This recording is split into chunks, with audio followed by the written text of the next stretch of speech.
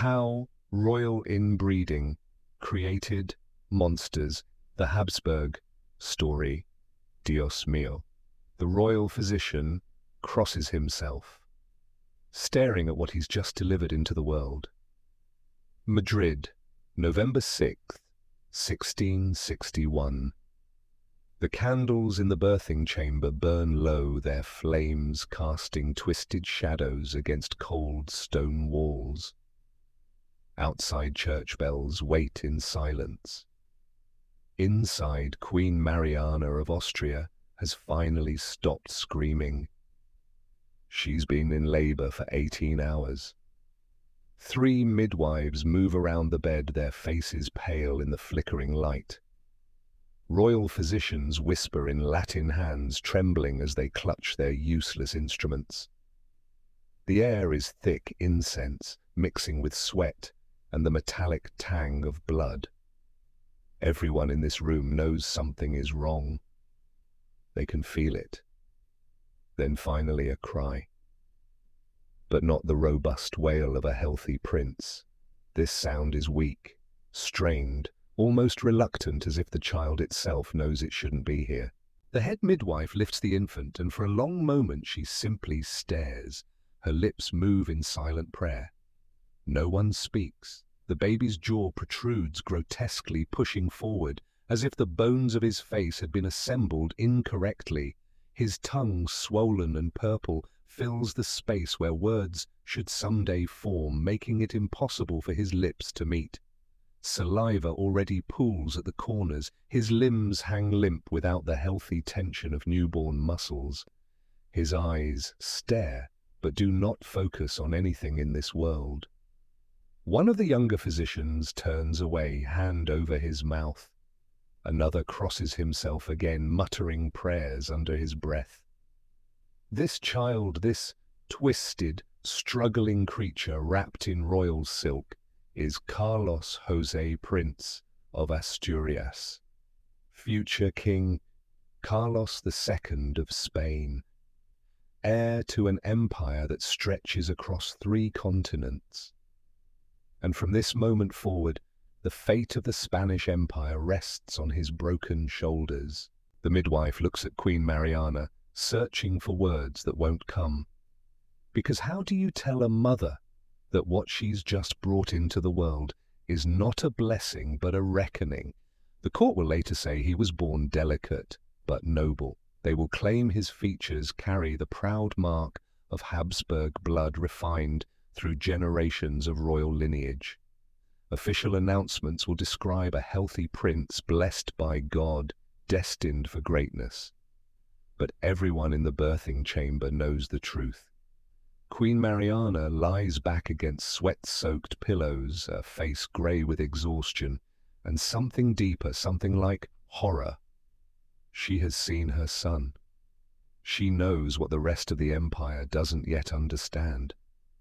The head midwife wraps the infant in silk cloth embroidered with the royal crest, lions and castles in golden thread that cost more than most Spaniards earn in a lifetime, as if expensive fabric could hide what lies beneath. Outside the chamber, courtiers wait in hushed clusters, ministers in velvet robes, bishops clutching jeweled crosses, foreign ambassadors who have traveled from across Europe to witness this moment, nobles who have waited years for news of an heir. The heavy oak door opens. A prince, the midwife announces, her voice carefully flat. The kingdom has an heir. For a heartbeat there's silence. Then applause erupts, not loud, not joyous, but dutiful, measured, because this is what courts do. They perform, they maintain the fiction, they pretend. Servants rush through torchlit corridors, carrying the news to the city below. Church bells finally ring, iron clanging across Madrid's red-tiled roofs, echoing off stone walls and through narrow streets where people have been waiting since dawn. In taverns and marketplaces, crowds cheer without knowing why. Long live Prince Carlos José, God save the prince. They have no idea what has just been born in the palace above them. Meanwhile, in the palace chapel, priests gather before gilded icons of saints. They light candles that cost a day's wages each. They recite prayers for the infant's health, for God's blessing upon the royal family, for Spain's glorious future. But some prayers sound more like apologies. Because deep down in a place no courtier will ever speak aloud, in thoughts that will never be written in official records, everyone understands this child is not a blessing. He is a bill come due. For 200 years, the Habsburg dynasty has been writing checks against nature itself, marrying cousins to cousins, uncles wedding nieces, the same bloodlines circling back on themselves again and again like a snake swallowing its own tail.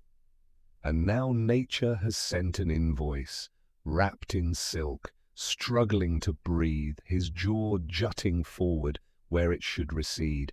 His name is Carlos Jose, and before his story ends, he will bury an empire. To understand what created Carlos Jose, you need to understand a single word: purity. Not purity of soul, not purity of faith, not purity of intention, purity of blood. For the Habsburg dynasty, this wasn't just tradition or preference, it was religion, it was law, it was the foundation upon which an empire was built. Royal blood, they believed, carried something sacred, a divine right passed down directly from God himself. To dilute it with common blood, foreign blood, even blood from rival noble families, was unthinkable. It was heresy against the natural order. So they kept it close, very close. Picture a family tree. Most family trees spread outward like an oak branches, extending in different directions, reaching toward new families, new bloodlines, new genetic possibilities. Each generation adds diversity, strength, resilience. The Habsburg tree did something different. It curved inward. Cousins married cousins, then their children married their own cousins. Then those children married back into previous generations, uncles marrying nieces, the same ancestors appearing again and again and again. If you tried to draw it on parchment, the lines wouldn't spread apart into a healthy canopy. They'd loop back on themselves, crossing and recrossing until the whole thing looked less like a tree and more like a tangled knot of rope that no one could untie. The court called this preserving the lineage. They called it maintaining the purity of Habsburg blood. They called it God's will. Modern scientists studying these patterns have a different term: genetic collapse. Because here's what the Habsburgs didn't understand, couldn't possibly understand in 1661, 200 years before anyone knew what DNA was. Every human being carries flaws in their blood, small errors, broken instructions that if they appeared would cause problems. Usually these flaws stay hidden. When two unrelated people have children, their different bloodlines balance each other out. One parent's flaw is covered by the other parent's healthy blood. The error gets masked, the problem remains dormant. But when relatives reproduce, when bloodlines are too similar, both parents carry the same flaws, the same errors, the same broken instructions. And those flaws stop hiding. They double, they amplify, they become visible, undeniable, devastating. Queen Mariana of Austria, Carlos Jose's mother, was not just married to King Felipe IV. She was his niece, his brother's daughter, which meant Carlos Jose's father was also his great uncle. Let that sink in for a moment. Now trace it back further. Mariana's parents, cousins. Felipe's parents, also cousins. Their parents, cousins again. Generation after generation after generation, the same bloodlines recycling through the dynasty like water through a poisoned well. The same blood, the same flaws, the same errors, circulating endlessly. By the time Carlos Jose was conceived, his family tree had become so tangled, so impossibly intertwined, that modern scientists, studying it centuries later, would make a shocking discovery. The similarity between his parents' blood was nearly as close as brother and sister. Not because his parents were siblings, they weren't, but because 200 years of cousin marriages, 200 years of turning inward, 200 years of obsessing over purity had created the exact same effect. The Habsburg bloodline once spread across the royal families of Europe like a vast, healthy river had narrowed to a single toxic stream, and every generation drank from it. Some children were lucky. They inherited only minor traits, a distinctive jaw, a slightly elongated face features that portrait painters could soften with careful brushwork and strategic lighting. Others were less fortunate, and Carlos José inherited everything, every accumulated flaw that had been hiding in Habsburg blood for generations, every doubled error, every broken instruction that had been ticking through the centuries, waiting for the perfect storm of similar bloodlines to finally express. He didn't choose this. He didn't ask to be born into a body that was already failing before it took its first breath. But dynasties don't care about children. They care about thrones. They care about crowns. They care about maintaining power no matter the cost. And so on November the 6th, 1661, as candles burned low in the royal birthing chamber, as priests prayed and courtiers bowed, as church bells rang across Madrid announcing a new prince, the Spanish Empire placed its entire future on the shoulders of an infant who could barely hold up his own head. This is where the story truly begins, not with Carlos José's birth, but with the 200 years of decisions that made him inevitable. Before we watch Carlos José struggle through his 39 years of life, before we see him fail to walk, fail to speak, fail to understand the simplest lessons, fail to produce the heir that Spain desperately needs, before we witness the slow-motion collapse of an empire that once dominated half the known world, we need to go back before his birth, back before his parents' marriage, back before the warning signs appeared in portraits and medical reports, back to when the Habsburg dynasty was young, ambitious, and convinced it had discovered the secret to eternal power. Let's rewind 200 years. The year is 1453. Europe is emerging from the long shadows of the Black Death. Kingdoms are consolidating, trade routes are reopening after decades of plague-induced collapse.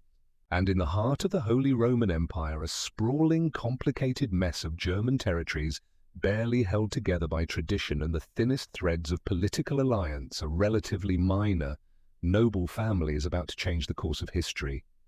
The Habsburgs, you've probably heard the name. Maybe you recognize it from history class, Spanish conquistadors, Austrian emperors, portraits hanging in museums with those distinctive, protruding chins. But in 1453, the Habsburgs are not yet legendary. They're clever, well-connected, strategic, but not yet the most powerful dynasty in Europe. That's about to change. Not through war, not through conquest, not through the clash of armies on muddy battlefields, but through something far more elegant, far more subtle, far more dangerous: wedding invitations. Close your eyes and imagine yourself standing in the court of Emperor Federico III. You're in a stone hall lit by candles and winter sunlight filtering through narrow windows. The air smells of wood smoke and old parchment. Maps of Europe spread across heavy wooden tables, not battle plans but genealogies. Family trees traced in careful ink showing who's related to whom, who controls what territory, who's available for marriage. Because Federico has realized something brilliant. Wars are expensive. Soldiers need food, weapons, armor pay. Battles drag on for months, sometimes years. Victory is never guaranteed. Even when you win, you inherit a devastated countryside and resentful subjects. But a wedding is cheap, a wedding is peaceful, a wedding doesn't destroy farmland or burn cities, and a wedding can conquer entire kingdoms. All you need is the right bride or the right groom, and suddenly, through a single ceremony, through vows spoken before a priest, and signatures on a marriage contract, through the exchange of rings and the blessing of bishops, an entire territory falls into your family's hands. No blood spilled, no castles stormed, no years of siege warfare, just a ring, a kiss, and a throne. Federico smiles as he traces his finger across the map of Europe, connecting dots between noble families like a general planning campaign routes. Bella garant ali, he murmurs to himself in Latin. Tu Felix Austria nube. It's a phrase that will become the Habsburg motto, repeated in courts and chronicles for centuries. In English, let others wage war. You fortunate Austria, marry. This is the seed that will eventually grow into Carlos José's twisted body, his broken mind, his inability to produce the heir that could have saved everything. Because when you build an empire on marriage, when you make family alliances the foundation of all power, eventually you run out of outside families to marry, and you start looking inward at your cousins, your nieces, your own bloodline. You tell yourself it's strategic. You tell yourself it's preserving purity. You tell yourself it's God's will. Until one day, 200 years later, a child is born whose jaw won't close. And you realize nature doesn't negotiate. Let's watch it happen. Vienna, 1477. Emperor Federico III has a problem. His son Maximiliano is 28 years old and ready to marry. And across Europe, every noble family with a daughter of marriageable age is positioning for the match. Because marrying into the Habsburg family means power. The French send letters sealed with royal wax proposing princesses with impressive dowries. The English send gifts hunting hawks, bolts of fine cloth, carefully crafted portraits. Italian duchies dispatch ambassadors with miniature paintings of eligible daughters, each one described in glowing terms. But Federico isn't interested in any of them. He's found someone better. Her name is Maria of Burgundy, and she's just inherited one of the richest territories in all of Europe. Maria is 18 years old, intelligent, well-educated, and sitting on top of an enormous problem. Her father, Duke Carlos the Bold, died 3 months ago on a frozen battlefield run through with Swiss pikes while trying to expand his territories through the very warfare the Habsburgs claim to avoid. Ironic, considering the family motto. But his death left Maria with something extraordinary, the Burgundian Netherlands. Picture it. Wealthy port cities like Brussels, Bruges, and Antwerp, where ships from across the known world dock daily. Trade routes connecting northern Europe to the Mediterranean. Textile industries producing the finest cloth in the world, worth more than gold by weight. Banking houses that finance kings, and Maria controls it all, alone, unmarried, vulnerable. The French king, Louis XI, is already circling like a wolf around wounded prey. He's sending armies toward Burgundian borders, claiming the territory should revert to France by ancient feudal law. His soldiers are burning villages, testing defenses, waiting for the moment to strike. Maria needs protection. She needs an ally. She needs an army. She needs a husband. Federico moves fast. Within weeks, Maximiliano is riding toward Burgundy with a small escort and a marriage contract already drawn up by the finest lawyers in the Holy Roman Empire. The terms are generous to Maria. She retains significant control over her territories. Her titles remain intact. But the real winner is the Habsburg family. The wedding happens on August 19th, 1477. It's a modest ceremony, no time for elaborate pageantry, with French armies threatening the border. A small chapel in Ghent. Essential witnesses, vows exchanged quickly. But when Maximiliano places the ring on Maria's finger, something extraordinary happens. In the cold logic of European politics, the Burgundian Netherlands become Habsburg territory, not through battle, not through siege, not through years of expensive warfare, through marriage. Federico, sitting in Vienna reading the dispatch announcing the successful wedding, allows himself a rare smile. You see, he tells his closest advisor, tapping the parchment with satisfaction, "No soldiers, no siege, just a ring and a signature. That's how we build empires." And he's right. The strategy works perfectly. Over the next 30 years, the Habsburgs deploy the same tactic again and again, like a chess player who's discovered an unbeatable opening. Maximiliano and Maria have children. Their son Felipe grows up handsome, charming, politically savvy, everything a prince should be. Felipe marries Juana of Castile, daughter of Ferdinand and Isabella of Spain. The same Ferdinand and Isabella who funded Columbus, conquered Granada and unified the Spanish kingdoms into a single, powerful realm. When Juana eventually inherits the Spanish throne through a combination of deaths and political maneuvering, Spain becomes a Habsburg domain. Just like that. A wedding, a crown, an empire. Then their children marry into other royal lines with calculated precision. Fernando marries Anna of Hungary and Bohemia. When Anna's brother dies without heirs in a catastrophic battle against the Ottomans, Hungary and Bohemia fall to the Habsburgs like ripe fruit from a tree. Maria marries the King of Portugal. Portuguese territories and lucrative trade routes align with Habsburg interests. Within 3 generations, the Habsburg family controls an empire that would have required centuries of warfare to conquer Spain and its rapidly growing overseas empire in the Americas. The Netherlands, with their wealthy trade cities and skilled craftsmen. Austria and associated German territories in the Holy Roman Empire. Large parts of Italy. Milan, Naples, Sicily. Hungary and Bohemia, buffer states against Ottoman expansion. If you placed their territories on a map of Europe and colored them in, you'd cover more than half the continent. Add the Americas and the empire literally spans the globe, and they did it almost entirely through weddings. No massive wars, no prolonged sieges, no generations of soldiers dying in muddy fields.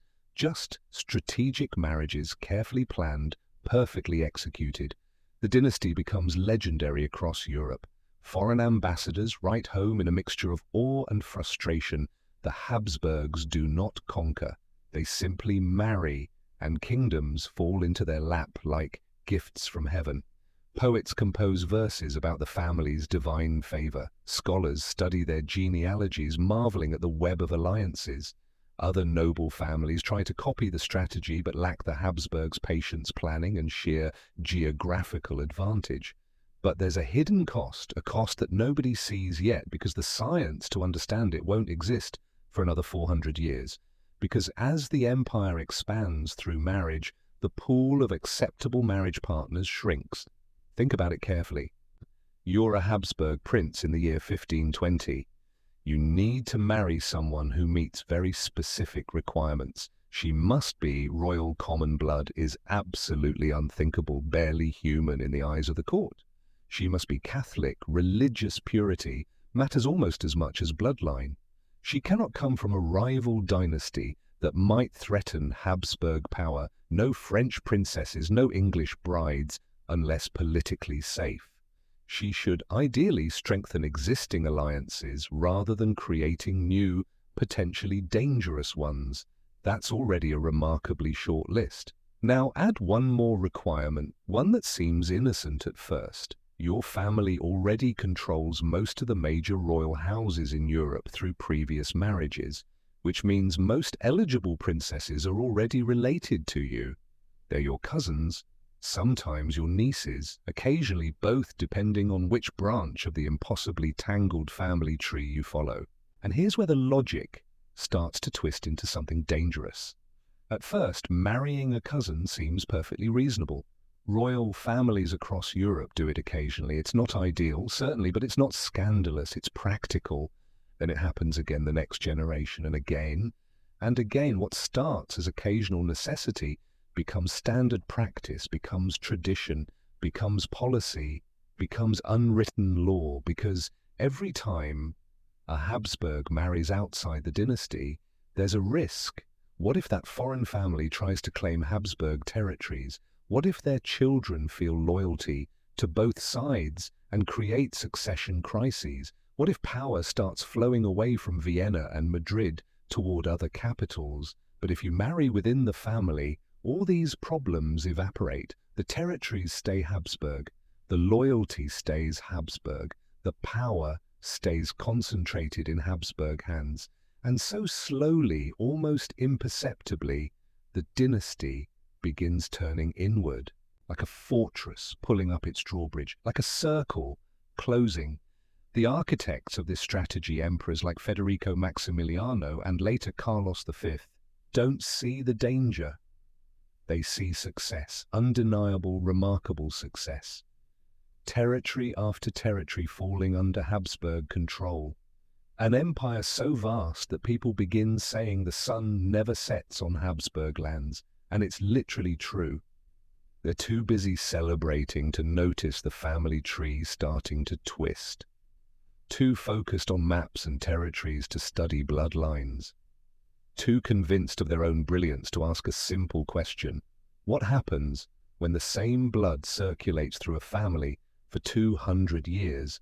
The answer is being written in bodies not yet born, in traits doubling back on themselves, in flaws finding their mirror image and amplifying. But in 1500, in 1550, in 1600, nobody understands this. All they see is an empire, and empires, everyone knows, last forever. Don't they?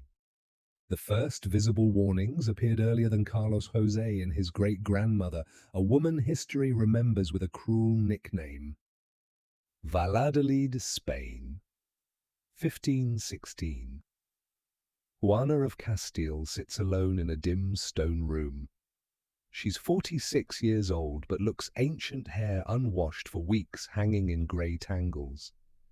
Clothes unchanged, skin pale from lack of sunlight that hasn't touched her face in months. Outside her locked door, servants whisper the name they've given her. Juana la Loca, Juana the Mad. But was she mad from birth, or did something in the Habsburg bloodline break her?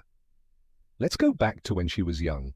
Juana was born to Ferdinand and Isabella, the Catholic monarchs who unified Spain, funded Columbus's voyage to the Americas, established the Spanish Inquisition and transformed their kingdom into a European superpower. Strong rulers, clear-minded, strategic, ruthless when necessary. Their daughter inherited that intelligence. Young Juana spoke 4 languages fluently by age 15. She played musical instruments with skill that impressed professional musicians at court. She impressed foreign diplomats with her wit and political insight that seemed beyond her years. By all contemporary accounts, she was brilliant. Then, at 17, she married Felipe of Habsburg. Felipe the Handsome, they called him, son of Emperor Maximiliano and Maria of Burgundy. Tall, attractive, charming, everything a prince should be on the surface. The marriage was strategic, linking Spain to the Habsburg network of alliances, creating what would become the foundation of the Spanish Habsburg line. But it was also something else, something nobody discussed openly. A cousin marriage, not close cousins, to be fair, but cousins nonetheless connected through previous royal marriages that had intertwined their families decades earlier. The similarity in their blood was smaller than what would come later, but it was there. At the time, this seemed normal, acceptable, the way royal marriages worked. But watch what happens next. Juana becomes obsessed with Felipe in a way that goes beyond normal devotion, dangerously obsessed. When he travels without her, she rages, throwing furniture, screaming at servants until her voice goes hoarse, refusing to eat for days until she collapses from weakness. When she suspects him of infidelity, which happens often because Felipe is indeed chronically unfaithful, she attacks the other women with scissors, cutting off their hair in violent outbursts that terrify everyone who witnesses them. Is this madness, or is this something deeper, a brain struggling with chemistry that's slightly wrong? Modern doctors studying her documented behavior suggest possibilities severe depression with violent episodes, what we'd now call bipolar disorder, possibly early onset mental illness with genetic components. All conditions that become more likely when bloodlines are too closely related, when similar flaws appear in both parents and amplify in their children. But in 1506, when Felipe dies suddenly, possibly poisoned, possibly disease, the court never agrees on which Juana's mental state completely collapses. She refuses to let his body be buried. Instead, she has his coffin placed in her chambers. She speaks to it daily as if Felipe can still hear her, still respond, still love her back. She orders it open periodically, checking to see if he's decomposed yet, if he's still dead, if maybe, please God, he'll wake up. When her father finally forces her into confinement for her own safety and the safety of the kingdom, she spends the next 46 years locked in a small room in Tordesillas. 46 years. Mad Juana. A tragedy, certainly. But also a warning sign that nobody heeds, because Juana and Felipe had 6 children together before his death. And those children products of 2 Habsburg bloodlines, converging, carrying similarities that should have raised alarms, would carry the pattern forward into the next generation. One of them is Carlos V, future Holy Roman Emperor, ruler of the largest empire in European history up to that point, and carrier of the Habsburg jaw. Brussels 1530. Emperor Carlos V stands before a full-length mirror in his private chambers. He's 30 years old, in the prime of life. He's just been crowned Holy Roman Emperor in an elaborate ceremony at Aachen. He controls Spain, the Netherlands, Austria, parts of Italy, and a rapidly expanding empire in the Americas, where Spanish conquistadors are discovering civilizations and gold. When he signs a document, kingdoms obey. When he speaks, ambassadors from across the known world bow and listen carefully.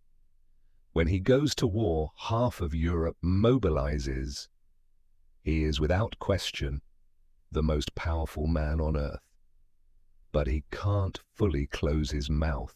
His lower jaw protrudes forward noticeably. Not dramatically, not like it will in his descendants, but enough that it's visible even to casual observers. His teeth don't align properly. Chewing certain foods is difficult. He avoids hard meats, prefers softer preparations. Portrait painters know to angle his face carefully to use shadow and perspective that minimizes the prominence of his jaw. They paint him in 3/4 profile, never straight on. They use darkness cleverly. But Carlos sees it every morning in the mirror, the Habsburg jaw, carried through his mother Juana, through his father Felipe, through the converging bloodlines that created him. Does he connect it to his mother's madness, locked away in Tordesillas, talking to corpses? Does he wonder if the bloodline is flawed in ways that crowns and territories can't compensate for? We don't know what he thought in those private moments. What we do know is this: Carlos V married his first cousin, Isabella of Portugal. Isabella was beautiful by all accounts, intelligent, politically savvy. She served as regent of Spain during Carlos's frequent absences, handling government affairs with skill that impressed even skeptical ministers. But she was also Carlos's first cousin on his father's side, which meant their children would inherit Habsburg blood from both parents. A double dose of the same material. They had 6 children together. 3 died in infancy, not unusual for the 1500s, certainly, but a higher mortality rate than average for royal families with access to the best physicians and care.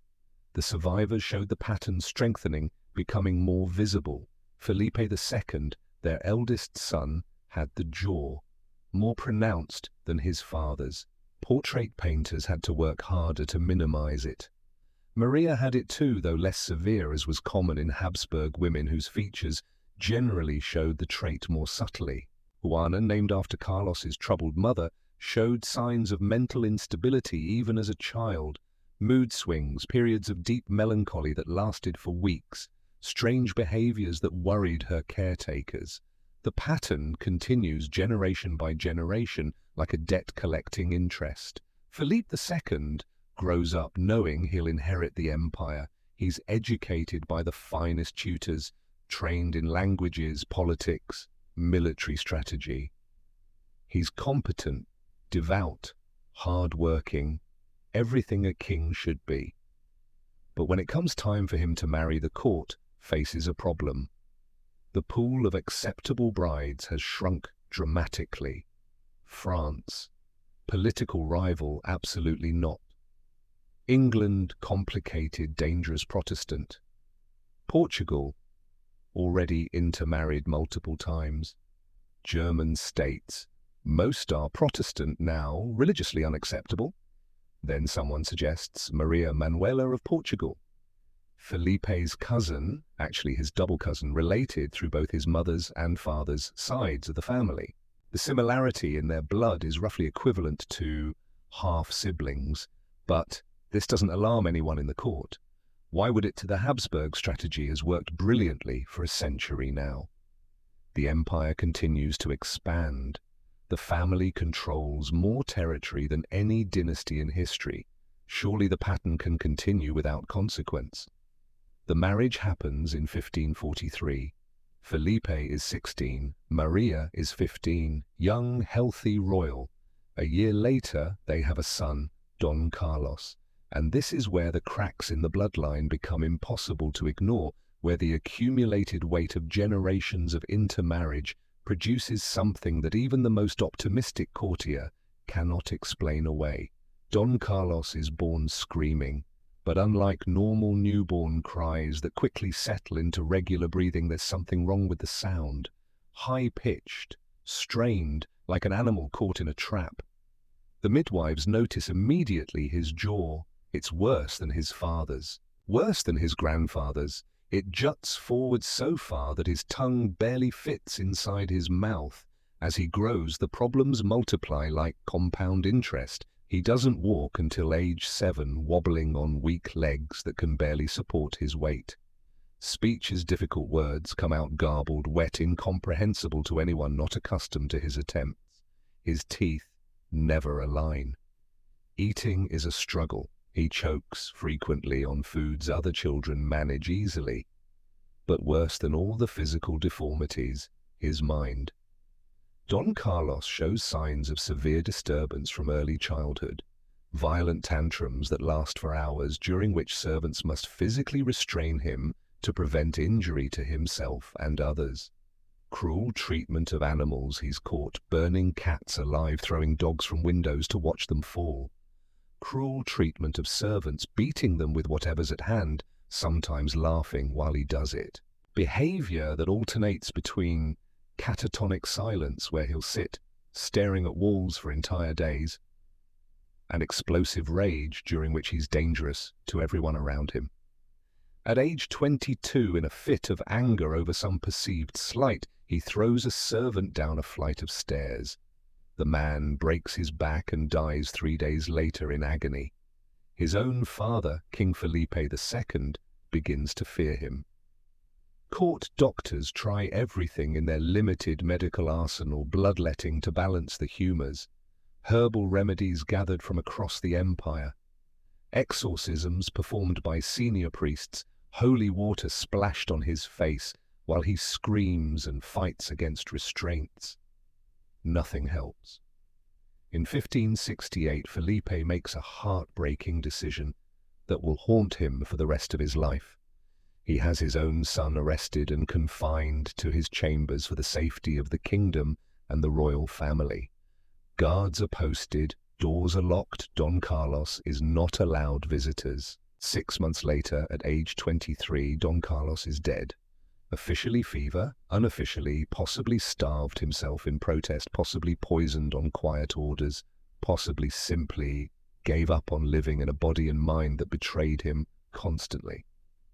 The court breathes a quiet sigh of relief that nobody would dare voice aloud, because everyone from the lowest servant to the highest bishop understood one terrible truth. Don Carlos should never have worn a crown. But here's the terrifying part, the detail that should have changed everything. The dynasty learned nothing.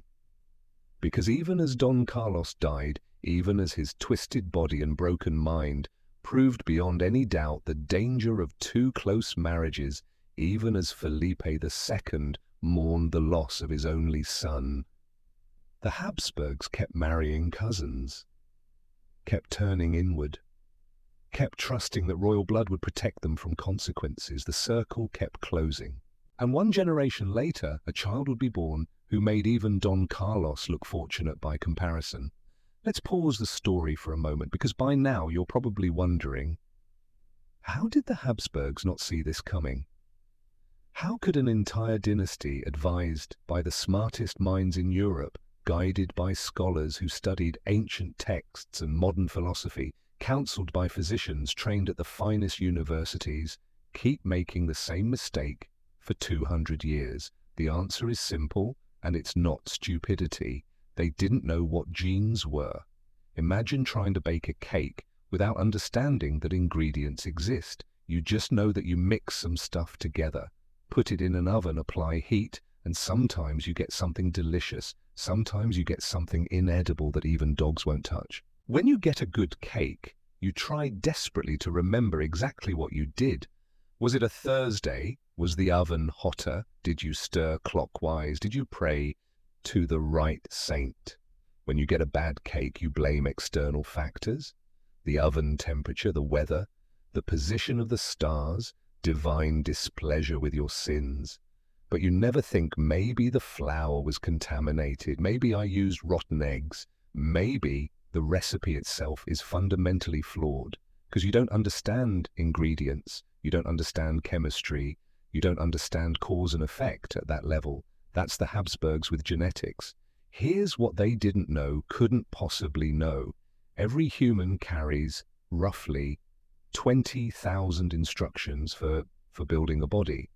These instructions determine everything from your height, to your hair color, to your jaw structure, to how your brain handles emotions.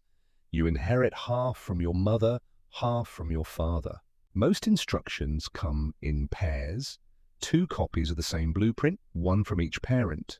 If one copy is flawed, let's say it builds a jaw that doesn't develop properly, usually the other copy compensates.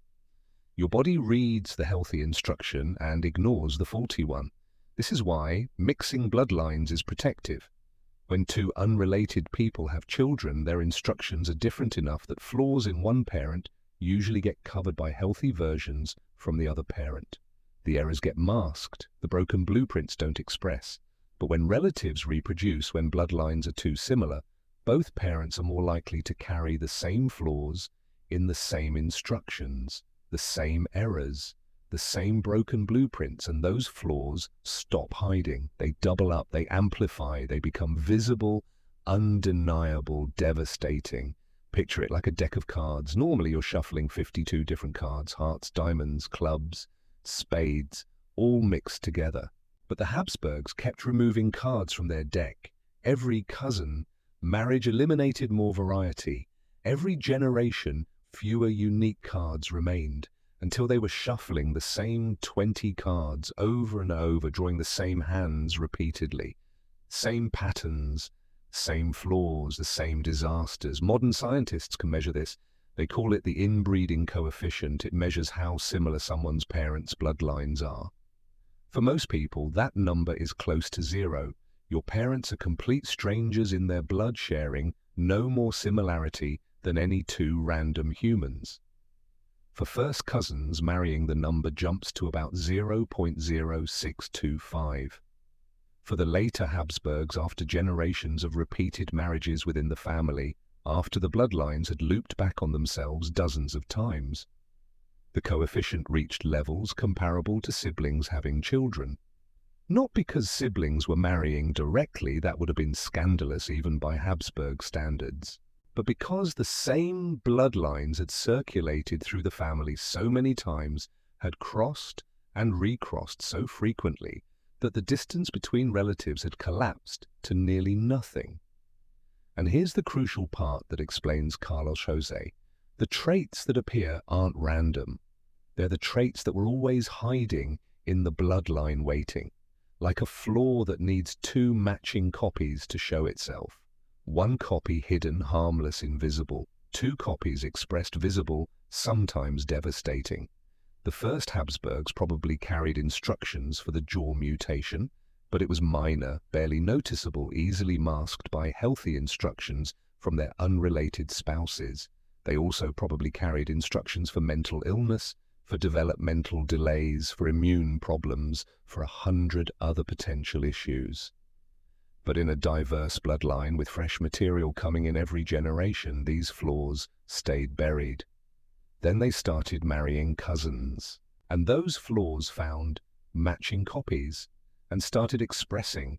Generation by generation, the traits got stronger, the jaw became more pronounced, the mental instability more common, the physical weakness more severe, the fertility problems more frequent, until finally in 1661, all of those accumulated flaws, 200 years of errors collecting like interest on a debt, found each other in a single child, Carlos Jose. Now the Habsburgs couldn't have known any of this. The monk Gregor Mendel wouldn't discover the basic laws of heredity until 1866, 200 years too late to save the dynasty. The structure of DNA wouldn't be understood until 1953. So when Habsburg physicians looked at Don Carlos's protruding jaw, or Juana's madness, or Carlos Jose's inability to walk, they didn't think inherited disorder caused by related parents. They thought witchcraft, divine punishment, imbalance of bodily fluids, unfortunate bad luck, the will of God testing the faithful. They bled patients to release bad blood. They prescribed herbs to restore balance. They performed exorcisms to drive out demons. They prayed to saints for intercession. They consulted astrologers about planetary alignments. They never once considered that the problem was the family tree itself. That marrying your niece wasn't a political strategy, it was a genetic time bomb, and the Habsburgs had been winding that clock for 200 years. In November 1661, in a stone chamber in Madrid, surrounded by candles and prayers and desperate hope, that clock finally struck midnight. Madrid, 1649. King Philippe IV of Spain stands at a window, forehead pressed against cold glass, watching winter rain turn the royal gardens to mud. He can hear the drip of water from stone gargoyles, smell the damp creeping through palace walls, feel the weight of a crown that isn't on his head right now, but presses on his shoulders nonetheless. He's 44 years old. He's been king for 26 years, and he's watching his empire slowly crumble. This is not the Spain of his grandfather Carlos V, when the empire was young and wealthy and seemingly invincible. This is not even the Spain of his father Felipe III, when there was still momentum, still hope, still the illusion of permanence. This is Spain in decline, and everyone knows it. The treasury is bankrupt, drained by endless wars with France, England, and rebellious Dutch provinces that refuse to accept Spanish rule despite decades of fighting. The silver mines of the Americas, once seemingly infinite, can't keep pace with Spain's debts. The galleons still arrive from across the Atlantic, holds full of precious metal, but the gold flows out even faster to pay soldiers, bribe allies, service loans from German banking houses. Plague sweeps through cities, killing tens of thousands. The streets of Seville smell of death. Harvests fail across Castile, the heartland withering. Taxes crush the population until peasants abandon fields and flee to cities or take ships to the Americas, desperate for anything better than this. And Felipe's own family is dying. His first wife, Isabella of Bourbon, gave him multiple children over 15 years of marriage. Only one survived past age 10, a daughter useless for succession. His heir, Prince Baltasar Carlos, seemed healthy for years. Strong, intelligent, everything Spain needed for the future. Portrait painters showed him on horseback, looking vigorous and capable, the hope of the dynasty. Then at 16, Balthasar caught smallpox and died within days, body covered in pustules, burning with fever that no physician could reduce. Felipe stood over his son's body and felt the weight of an empire pressing on his shoulders until he could barely breathe. No air, no sun, no future. The dynasty balanced on a knife's edge over an abyss. Felipe remarried out of pure necessity. Not for love, he barely knew the woman before the wedding. Not for alliance, she brought no particular political advantage to speak of. For survival. The court compiled lists of eligible candidates with clinical detachment. The requirements were clear: Catholic, absolutely essential, non-negotiable. Royal blood, common marriages were unthinkable even now. Young enough to bear multiple children, preferably teenagers who could give him a decade of attempts. Politically acceptable, no one who would cause international incidents. But there was one more requirement that nobody stated in official documents, but everyone understood in their bones: Habsburg. Because after 200 years of intermarriage, the dynasty had become so obsessed with bloodline purity that marrying outside the family felt like betrayal, like admitting defeat, like diluting the divine right that justified their entire rule. The choice was made quickly. Mariana of Austria, Felipe's niece, his brother's daughter. Let's be very clear about what this means, about the exact nature of this relationship. Mariana's father was Fernando III, Holy Roman Emperor.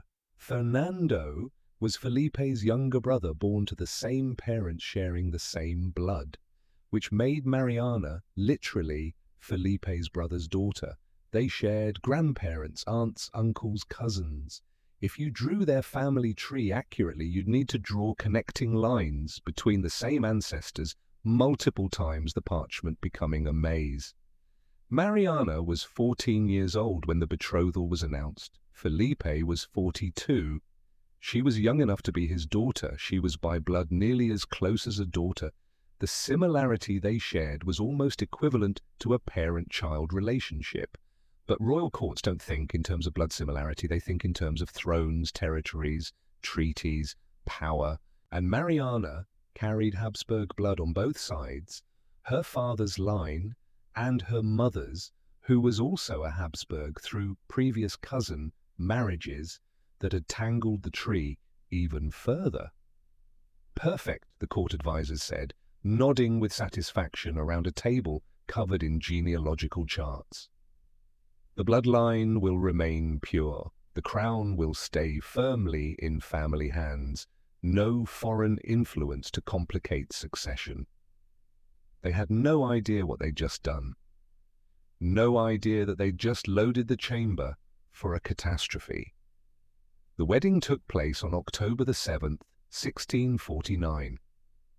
A 14-year-old girl married to her 42-year-old uncle in a ceremony that followed every proper protocol, blessed by bishops, witnessed by nobility, recorded in official chronicles as a joyous occasion for the kingdom. Contemporary accounts describe Mariana as delicate in constitution, pale, frail, quiet, obedient, as a well-trained daughter. She'd been raised in the Austrian court, taught languages, music, embroidery, dancing, all the accomplishments expected of a princess destined for marriage. But she was also a Habsburg through and through, which meant she carried the accumulated load of 2 centuries of intermarriage, all those flawed instructions hiding in her blood. And Felipe, 42, exhausted, desperate for an heir, carried the same load, the same flaws, the same broken blueprints, waiting to find their match. When their blood combined in the child that would become Carlos Jose, it was like pouring gasoline on embers that had been smoldering for generations. Mariana became pregnant quickly, which the court took as a good sign. Prayers were offered in every church in Spain, masses held daily, astrologers consulted to determine auspicious dates and signs.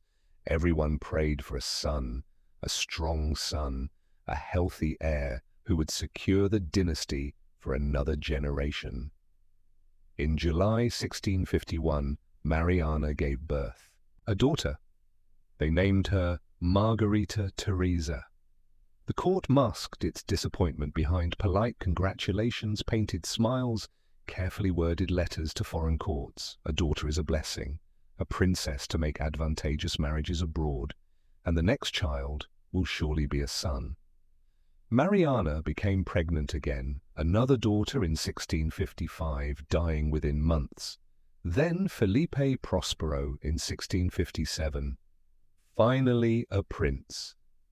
A boy, the court rejoiced. Bells rang across Madrid. Te Deums were sung in every chapel, but Felipe Prospero was sickly from his first breath. He couldn't nurse properly, his digestion was wrong in ways physicians couldn't understand or fix. He caught every illness that passed through the palace, fevers that wouldn't break, coughs that lasted for months, skin that bruised at the slightest touch.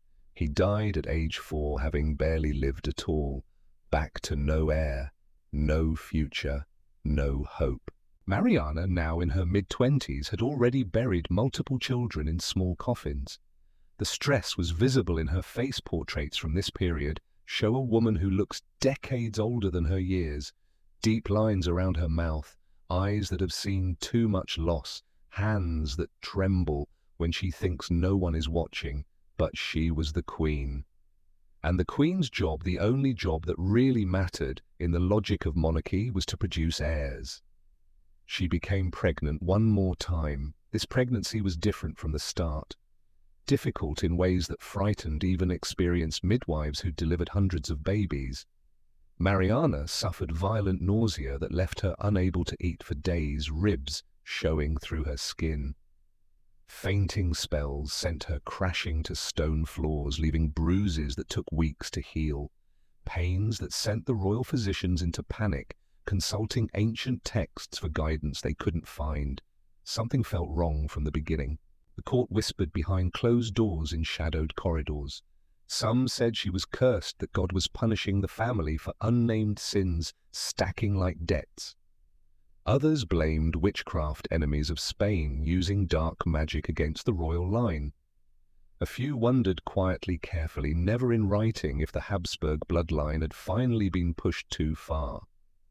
If nature itself was rejecting what they'd created through 2 centuries of marriages that never should have happened. But on November the 6th, 1661, ready or not, wanted or not, Mariana went into labor.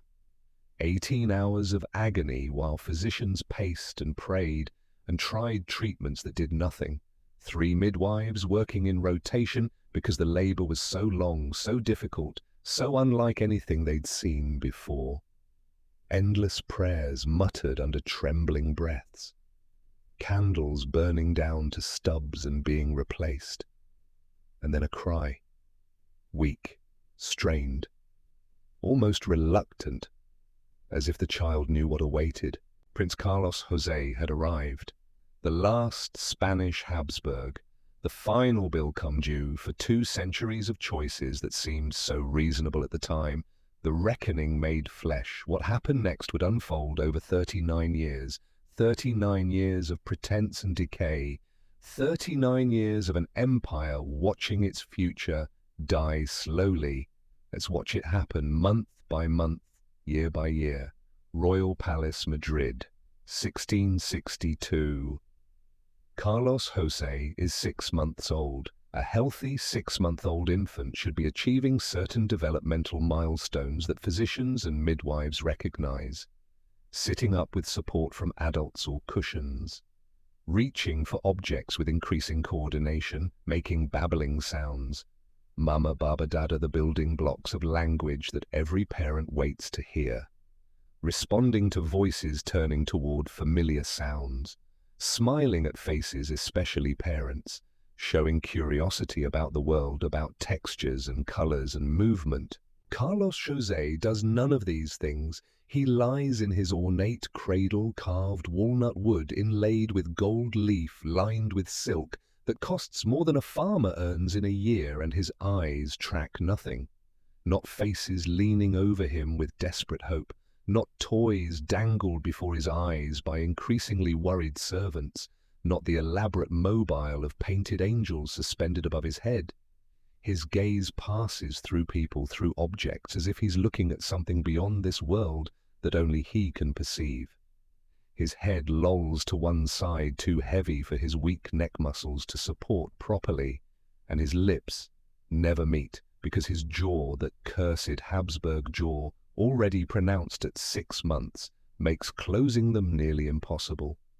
Wetness runs down his chin in streams that never stop. Servants change him 3 times a day, not for normal infant reasons, but because the saliva saturates everything it touches, soaking through silk and linen. Queen Mariana sits beside the cradle for hours each day. Sometimes she prays, rosary beads clicking through her fingers, lips moving in silent appeals to the Virgin Mary, to Saint James, to any saint who might intercede on behalf of her broken child. Sometimes she just watches, waiting for some sign, any sign that her son will be normal, that this is just slow development, that he'll catch up, that the physicians are right when they say, with forced optimism, "Some children simply need more time, Your Majesty. She's 26 years old, but looks 40. The difficult pregnancy destroyed her health. The traumatic birth nearly killed her bleeding. That wouldn't stop pain that made her scream until her voice gave out. And now this child who doesn't smile, doesn't coo, doesn't respond when she speaks to him in the gentle voice mothers use. The physicians visit daily with their bags of useless tools. They examine the infant prince with furrowed brows and concerned murmurs conducted in Latin so the servants won't understand the full extent of their worry. One suggests more sunlight, perhaps the child's humors are too cold and wet, the balance needs warmth. Another recommends a change in the wet nurse's diet, maybe something in her milk is causing the problems, though no one can say what. A third, more desperate, proposes bloodletting. Perhaps the infant has too much blood pooling in his head, causing pressure that prevents normal development. None of them say aloud what they're all thinking in the privacy of their own minds. This child should not be alive. That his survival past the first month is itself a kind of miracle, or curse, depending on your perspective and your faith. Carlos José's first birthday arrives in November 1662. The court organizes a small celebration, nothing extravagant, given Spain's financial crisis and empty treasury, but dignified enough to mark the heir's survival to 1 year, which given infant mortality rates is genuinely an achievement. A cake brought from the royal kitchens, layers of honey and almonds, musicians playing gentle court music in a corner, nobles gathering in their finest clothes to pay respects and offer carefully worded congratulations that mean nothing. Carlos José is propped in a special chair padded with cushions surrounded by supports to keep him upright, because he still cannot sit unassisted, his spine too weak, his muscles undeveloped. He doesn't react to the music floating through the room, doesn't turn his head toward the musicians or show any sign he hears them, doesn't reach for the cake when it's brought near, fingers limp. When courtiers approach to bow and offer birthday wishes, his eyes slide past them, unfocused, seeing something that isn't there, or perhaps seeing nothing at all. One noble attempting conversation with another while watching the prince whispers, "His Highness seems contemplative, lost in thought beyond his years."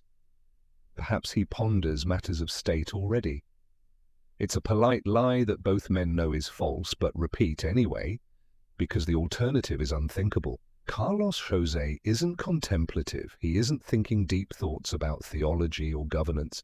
He's developmentally delayed in ways the court doesn't have language to describe, in ways that won't be properly understood for another 300 years. But the performance continues because that's what courts do, what they've always done. Portraits are commissioned showing a healthy, robust infant, plump cheeks, bright, alert eyes, sitting confidently on cushioned chairs with a regal bearing. These paintings will be sent to foreign courts across Europe as proof that Spain's future is secure, that the Habsburg line continues strong and vital. In reality, Carlos Jose can barely hold up his own head without support. Most children learn to walk between 12 and 18 months, some as early as 9 months toddling with joy, others as late as 15 or 16 months, but by 18 months, almost all healthy children are walking, exploring, getting into everything. Carlos Jose doesn't walk at 2 years old, or 3. At 4 years old, he still cannot stand without support, cannot take even a single step without servants holding him upright, bearing most of his weight. His legs are weak bone and muscle development delayed by whatever catastrophe created him by the accumulated weight of generations finally expressing in fragile flesh. Tutors are brought in to begin his education because this is the age when royal children normally start learning the basics. Letters, numbers, simple words in Latin, Spanish, French, scripture passages, prayers every Catholic child learns, catechism. The tutors try, with genuine dedication and hope. They show him illustrated books with beautiful hand-painted letters, hoping the colors will catch his attention and hold it. They speak to him in Latin, Spanish, French, repeating simple words slowly and clearly. Pater mater, Deus rex. They place wooden blocks in front of him, hoping he'll stack them, showing basic understanding of cause and effect, of spatial relationships. He doesn't. He can't focus on anything for more than a few seconds before his attention drifts away to nothing in particular, eyes unfocusing, mind going elsewhere. When spoken to directly, he doesn't respond. Not with words, not with gestures, not with any sign of comprehension, just that same blank stare that chills everyone who sees it, that makes them wonder if anyone is home inside that small body. One tutor, a learned Jesuit priest named Father Sebastian, who studied at Salamanca and speaks 6 languages, reports to Queen Mariana after 3 months of daily lessons. "Your Majesty, forgive me, but the prince doesn't understand. I've tried every method I know. He cannot grasp even the simplest lessons. His mind appears elsewhere, absent. I cannot reach him." Mariana's face hardens like stone jaw clenching. "Continue the lessons, Father. God will grant him understanding in time. We must have faith. We must pray harder." Father Sebastian bows deeply and returns to his impossible task, spending hours each day sitting with a child who shows no sign of learning anything at all, no sign of progress, no sign of hope. But not all problems can be hidden with patience and prayer and wishful thinking. The prince's tongue, swollen purple, too large for his malformed mouth, makes speech nearly impossible. When he does make sounds, they're garbled, wet, incomprehensible to anyone not accustomed to his attempts at communication. Ah, ga, ma, random syllables with no pattern, no meaning, no progression toward language or coherent thought. The court physicians try interventions with increasing desperation. They massage his tongue daily, hoping to reduce the swelling through manipulation and prayer. They prescribe herbal rinses made from bitter plants, imported at great expense from the Americas. They consult ancient texts from Greek and Arab scholars, looking for similar cases, and their treatments finding nothing that helps. Nothing works, because the problem isn't medical in any way their medicine can address. It's structural, built into his bones and flesh by instructions that went catastrophically wrong before he was even conceived. Carlos Jose's jaw is so misaligned, so malformed, that his tongue has nowhere to rest properly inside his mouth. It blocks his airway. When he sleeps, wet, choking sounds echo through his chambers at night, frightening servants who hear him struggling to breathe in the darkness. Attendants are stationed by his bed at all times, ready to turn him on his side when his breathing stops, when the gurgling sounds indicate he's choking on his own saliva. More than once, they've saved his life. More than once, they've wondered if they should. Finally at age 6, Carlos Jose takes his first steps, unsteady, wobbling, like a very old man walking on a ship's deck during a storm, grabbing for support that isn't there. The court celebrates as if he's just conquered a nation, as if he's won a great military victory against impossible odds. A miracle, the bishops proclaim from pulpits across Madrid, their voices ringing with forced enthusiasm.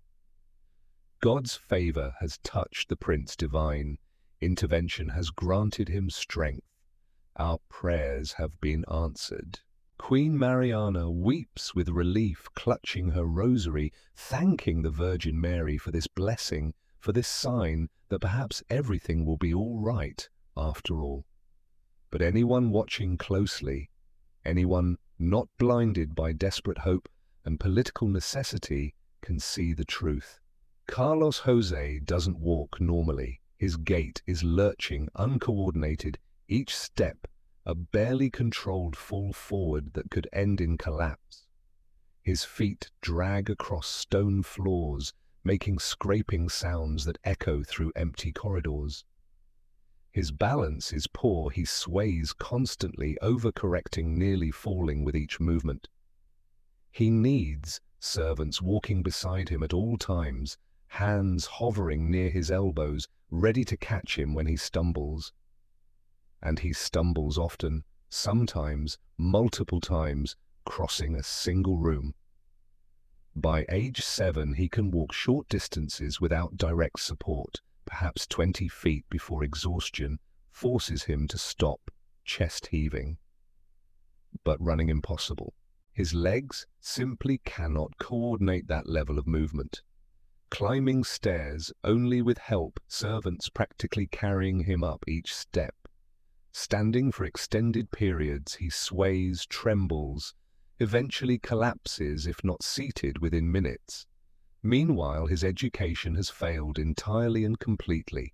After 5 years of daily tutoring, after thousands of hours of patient instruction, Carlos Jose cannot read a single word, not even his own name written in large letters. Write anything beyond random marks that might charitably be called scribbles. Recite even the most basic prayers that every Catholic child learns before age 5. Answer simple questions like, "What is your name?" or "Who is your mother?" The tutors give up, though they won't admit it in those words. Not officially, they still arrive each morning, still sit with the prince, still go through the motions of teaching, but everyone knows it's pure performance now. Theater to maintain the fiction that this child might someday be educated enough to rule an empire that stretches across the known world. Carlos Jose will never be educated. His mind, whatever capacity it might have had under different circumstances, seems locked behind some impenetrable fog that no amount of patient instruction can pierce or penetrate. He sits during lessons, wetness running down his chin in constant streams, his gaze directed at nothing in particular. Sometimes he makes sounds, random syllables strung together without meaning or pattern. Sometimes he reaches for objects on the table and misses completely, his depth perception broken, his spatial awareness non-existent. Sometimes he just weeps, soft, confused crying like a child lost in a dark forest who doesn't understand where he is or how he got there or why no one can help him. And the tutors sit there, trapped in this awful charade, pretending that someday, somehow, this child will be fit to rule one of the largest empires on earth. In the hallways outside his chambers, servants whisper when they think no one important is listening. Some say he's cursed, that the family's sins have caught up with them, that God is punishing the Habsburgs for pride and ambition. Others claim witchcraft, that enemies of Spain have placed a spell on the royal family, corrupting the heir to destroy the dynasty. The more superstitious cross themselves when passing his door, as if his condition might spread like plague, as if proximity to him might bring misfortune. A few suggest very quietly in conversations that would be treason if overheard by the wrong ears that perhaps the prince should be removed from succession, placed in a monastery somewhere quiet, somewhere peaceful, somewhere far from Madrid. Let the crown pass to a cousin, a distant relative, anyone capable of actually ruling. But these whispers never reach the throne room. They never reach Queen Mariana's ears. Because Mariana will not hear of it, will not tolerate even the suggestion. Carlos Jose is her son. He is the legitimate heir born in wedlock to a king and queen, and he will be king no matter what, even if his mind never develops beyond that of a small child, even if his body never strengthens and never becomes capable of the physical demands of kingship, even if every single person in the palace absolutely knows with certainty that this child should never wear a crown, should never hold power over millions of lives. The performance will continue for 32 more years, until death finally ends what never should have begun. Royal Palace, Madrid, 1669. Carlos Jose is 8 years old, and today, for the first time in his life, he's being dressed in armor. Not real armor. He couldn't possibly bear the weight of actual battle plate, the kind his ancestors wore into combat. This is ceremonial armor made of thin steel, carefully painted to look impressive from a distance.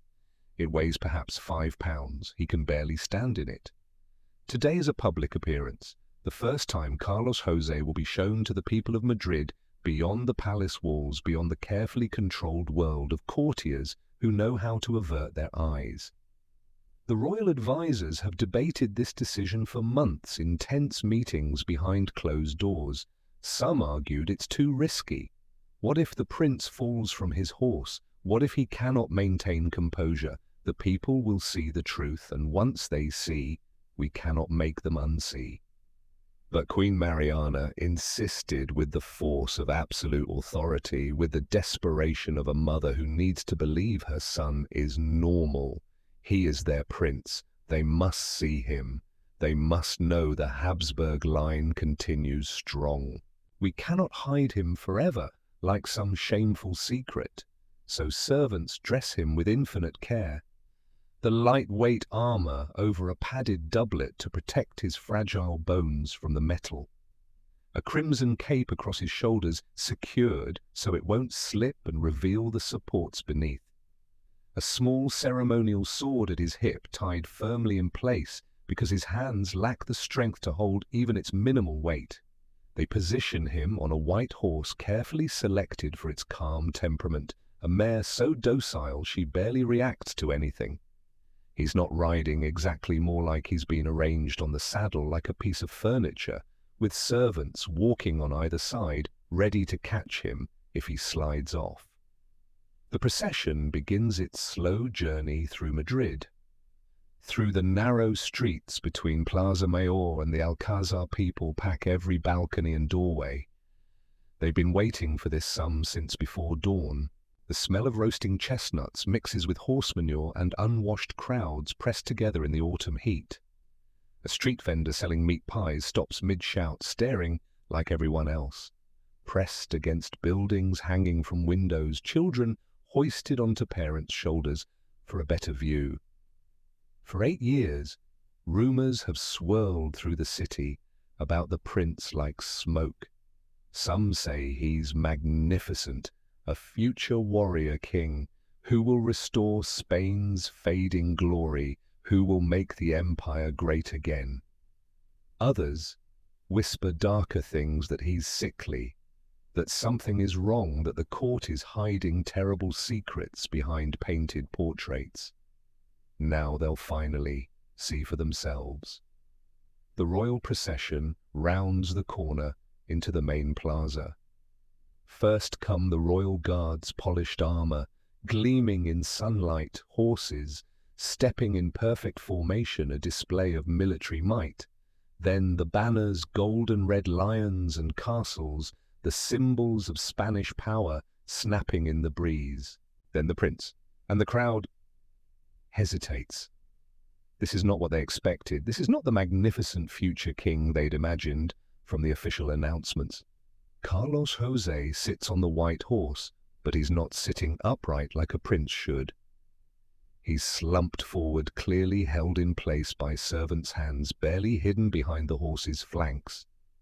His head lolls to one side, unable to support its own weight. His jaw hangs open even at this distance. People can see the wetness glistening on his chin, catching sunlight. His eyes don't focus on the crowd, don't acknowledge their presence, don't see them at all. They stare somewhere past everything into nothing. For a long moment there's uncomfortable silence. Mothers pull their children closer. Men exchange glances. Everyone is thinking the same thing, but no one wants to say it first. Then scattered and uncertain, Viva el Principe, long live the prince. But the cheers sound hollow, forced more like a question than a declaration. People are looking at each other with confused, worried expressions. Is this really their future king? Is this what will rule Spain when King Felipe dies? Is this what 200 years of Habsburg glory has produced? The procession continues through the streets, but the enthusiasm doesn't build the way it should for a royal appearance. The cheers remain scattered, half-hearted, dying quickly in the autumn air. When it finally ends and Carlos José is returned to the palace, carefully lifted from his horse and carried inside like a child, Queen Mariana asks her advisors how it went. "Magnificently, Your Majesty." They lie with practiced smoothness, with the ease of courtiers who've spent years saying what needs to be said rather than what's true.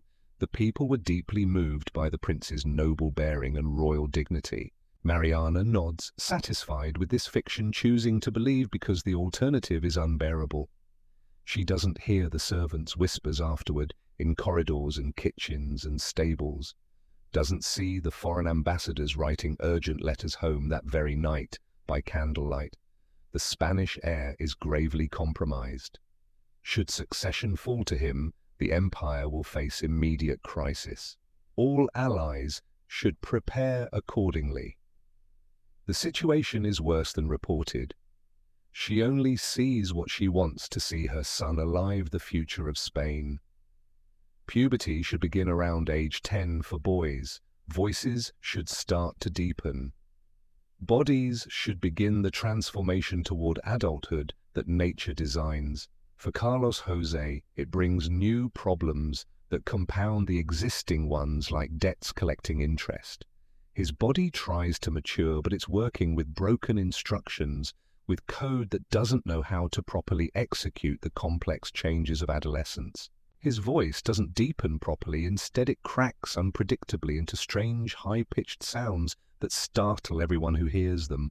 Facial hair starts to grow in patchy, uneven spots across his jaw and cheeks. Not the uniform growth of healthy adolescence, but random tufts that make him look unkempt, no matter how carefully servants groom him daily. His skin breaks out in severe eruptions that the court physicians cannot control, despite trying every treatment known to medicine. They try ointments made from crushed pearls imported at ridiculous expense, special diets eliminating various foods one by one, bloodletting to reduce heat in the blood. His face remains a landscape of inflamed bumps and forming scars that will mark him permanently. And he starts having episodes. Nobody knows what triggers them. Sometimes it seems to be stress, too many people in the room, too much noise, too much stimulation. Sometimes fatigue, he hasn't slept well, his body aches, everything is too much. Sometimes nothing visible at all, he'll be sitting quietly and suddenly explode like a powder keg. Tuesday afternoon. A tutor is showing Carlos José a picture book, trying once again to teach him letters. Without warning, the book flies across the room. Carlos José screams, not words, never words. Just raw sound that echoes off stone walls and sends servants running. His face turns purple, almost black with blood. His fists clench, his jaw works uselessly, a silver candlestick on the table. He grabs it, throws it with surprising strength. The tutor ducks. The candlestick crashes into the wall, leaving a dent in ancient plaster embedding itself.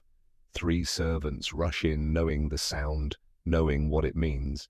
It takes all 3 to hold him without causing injury. They have to be so careful because his bones are like glass, prone to breaking under pressure that wouldn't harm a normal person. He fights them for 20 minutes, thrashing, screaming, a wild thing trapped in royal silk. Then collapses like a puppet with cut strings. Then weeps, tears running down his scarred face. By evening, he's forgotten it happened, mind unable to hold the memory.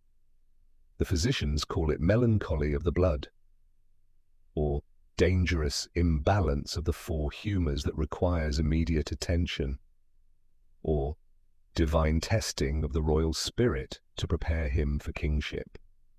What they don't have words for, what won't be understood for centuries, is neurological dysfunction caused by genetic abnormalities, brain chemistry gone fundamentally wrong, neural pathways that fire incorrectly or not at all, a mind trapped in patterns it cannot escape or understand or control.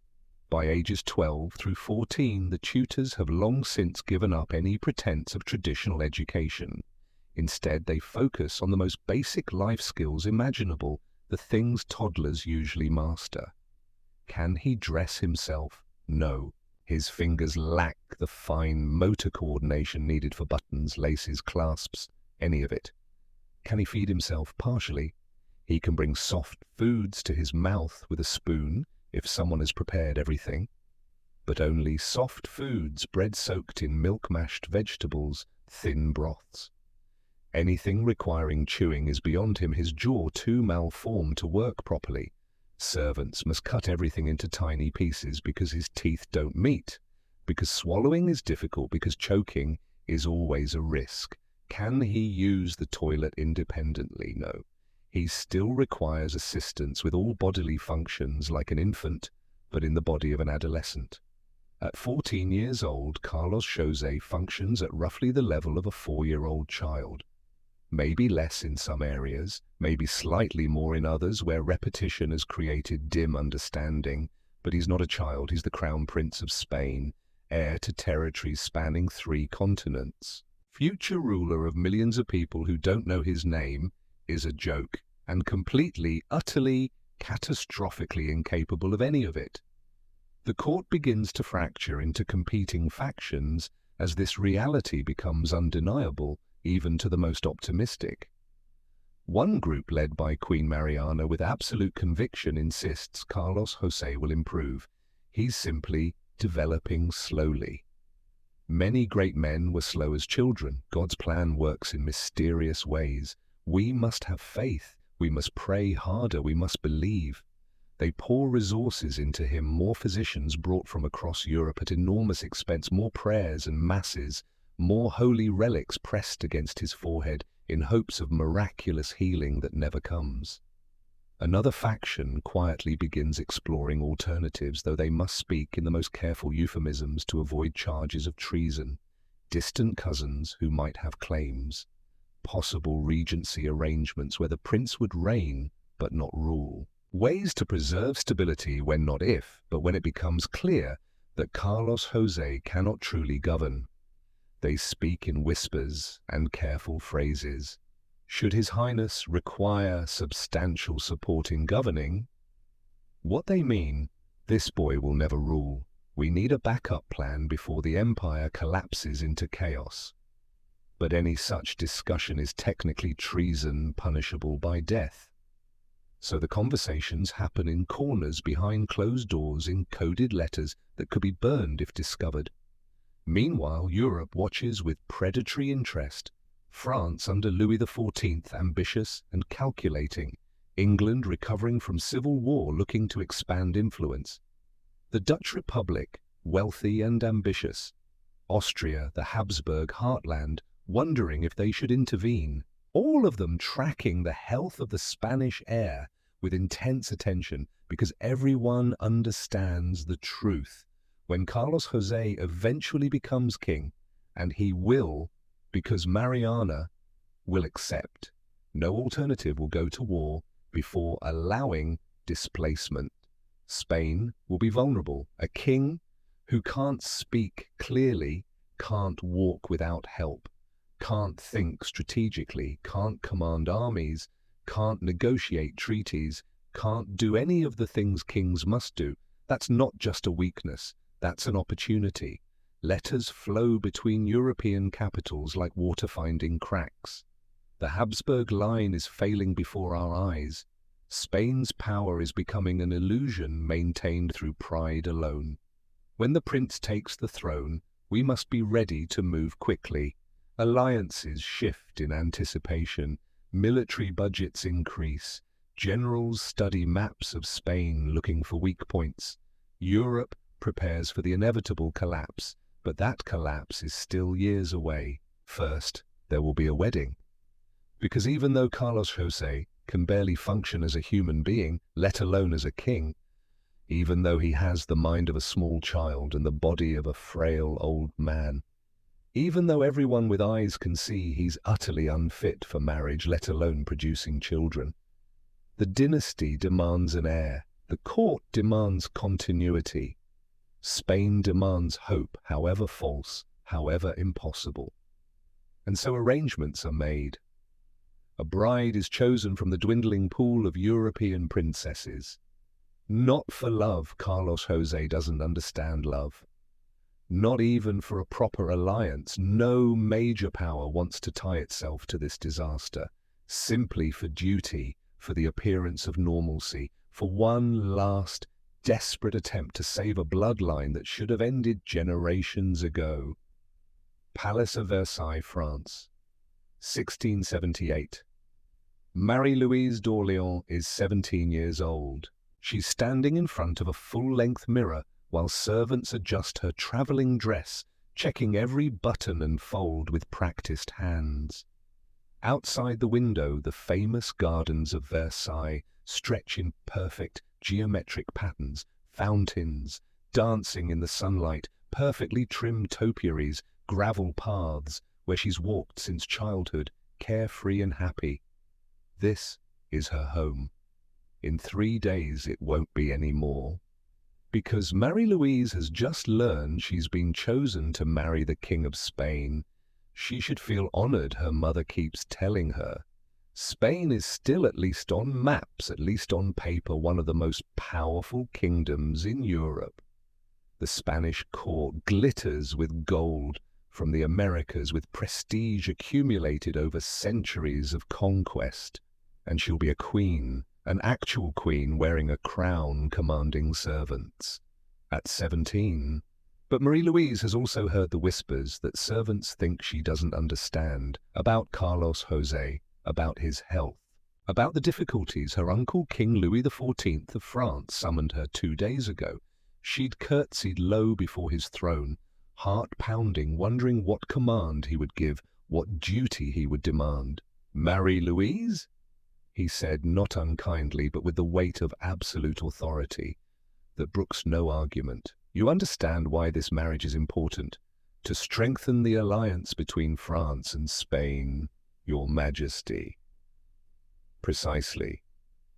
Spain is weakening, everyone can see it, but a French queen on their throne serves our interests. You will go to Madrid, you will marry their king, and you will provide France with influence in their court. This is not a request. He paused, studying her face with eyes that see everything. The Spanish king is young like yourself, and he has been unwell for most of his life, but you are strong, healthy. You will provide him with heirs, and in doing so, you will serve France.